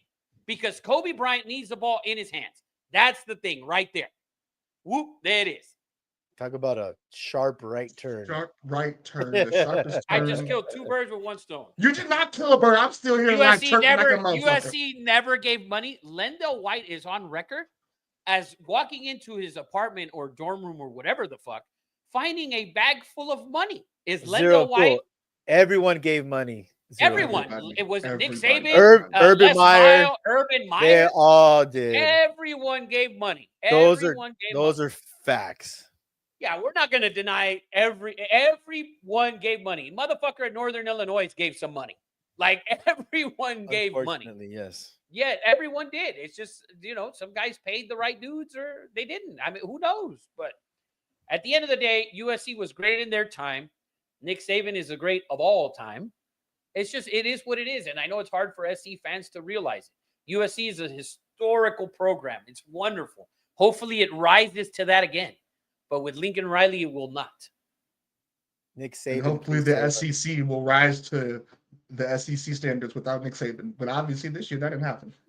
Anything else that is on your guys' minds before this is the last show of the New Year's? Any last words? Yeah, real quick. This is popped into my head right now. What do you guys think about Lane Kiffin back to USC? I know it ended horribly in the black leather jacket on the tarmac with the beanie, with the sunglasses. But do you think, obviously, I have written off Lincoln Riley. I don't think he's that dude. But how much longer is Lane Kiffin gonna? I know it's a good fit at Ole Miss, but what's your next move at USC? Could Lane Kiffin come back home and resurrect the Trojans? I don't think so personally, because I think Ole Miss right now is a much more desirable location for athletes than USC. I also think that Lane has kind of attached himself to Ole Miss in a weird way. Like, I can't really imagine Ole Miss with a different type of coach. And Lane Kiffin is like a game or two away from making Ole Miss like a homestead program. Like every year, I don't know what it is. I can't put my finger on it. To answer your question, no, I don't think he leaves Ole Miss. I think that's a downgrade, just based off of programs. But I think that USC fans and the program will only accept a big name. It only will be a Pete Carroll, Nick Saban that will satisfy, I think, the fan base and the program as a whole. I don't think Lane Kiffin is one of those names, but I don't think he goes. Is Urban Meyer too much for USC? Is the question. Yeah, there's too much dirty laundry at this point with Urban Meyer. There's too much out there. I don't think Urban Meyer, he should stay on TV because number one, he is a winner and will do anything to win. And that was the downfall of USC. USC got caught messing around and they brought in a president that said, I think it was a woman president, and said, we are going to do things right and we are going to do things the correct way. And we're going to, and sorry, that doesn't win. I'm sorry.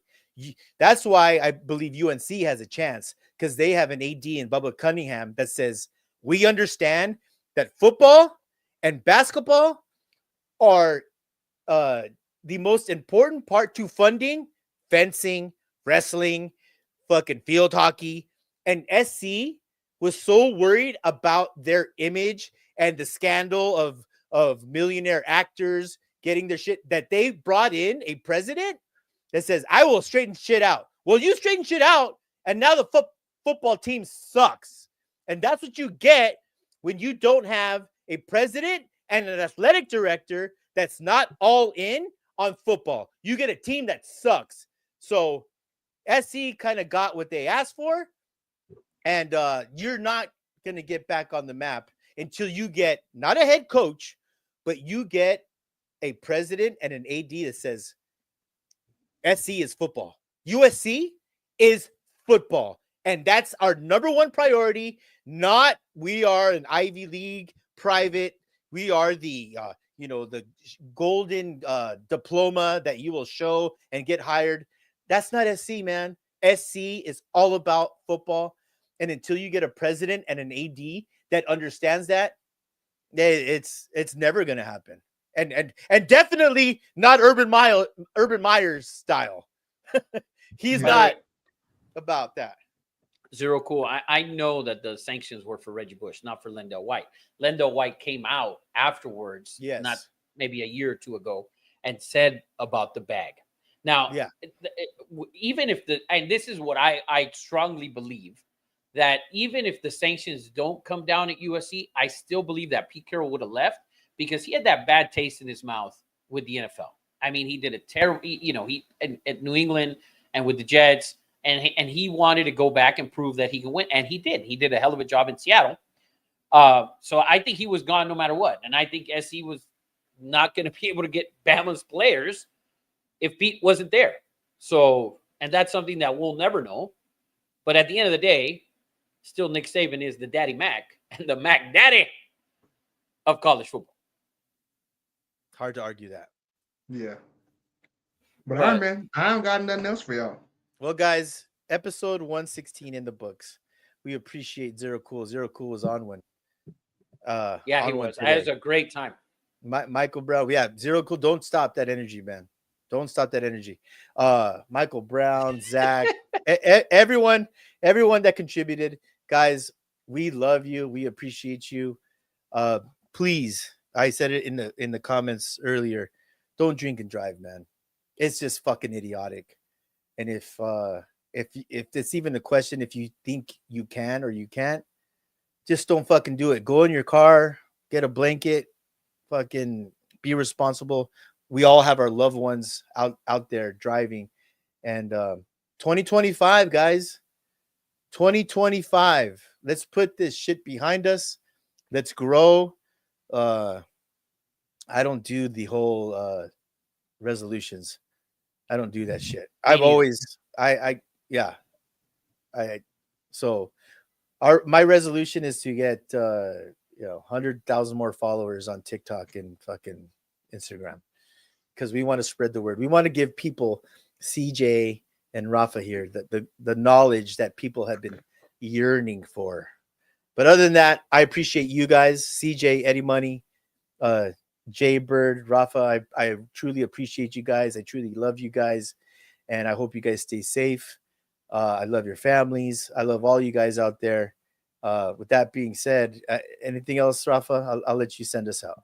That's it, man. Happy New Year to everybody. And Zero Cool and I, we need a sparring session on all these topics, because he's going off right here in the chat still. I mean, he's still going hard. Trying not to Dude, respond like, to that. I mean, there's just so many, like, the year that Auburn has how many players in the first round and they don't get to play USC. Instead, USC, I believe, played Oklahoma. Like, I don't know. It's just so many things that we can assume, but we could say happened, but they didn't. So USC was national champion. What Eddie gave it to you so you could sign off. Now keep talking about the topic. Yes, You can't let it go.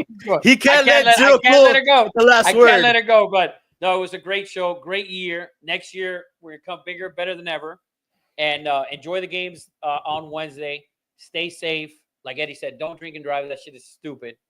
And enjoy your New Year's Eve, and enjoy the games on Wednesday. And go SEC. Go Dogs! I just have one thing to say is the 2025 will be a great transition for the United States of America. Let's sign off on that. Yes, sir.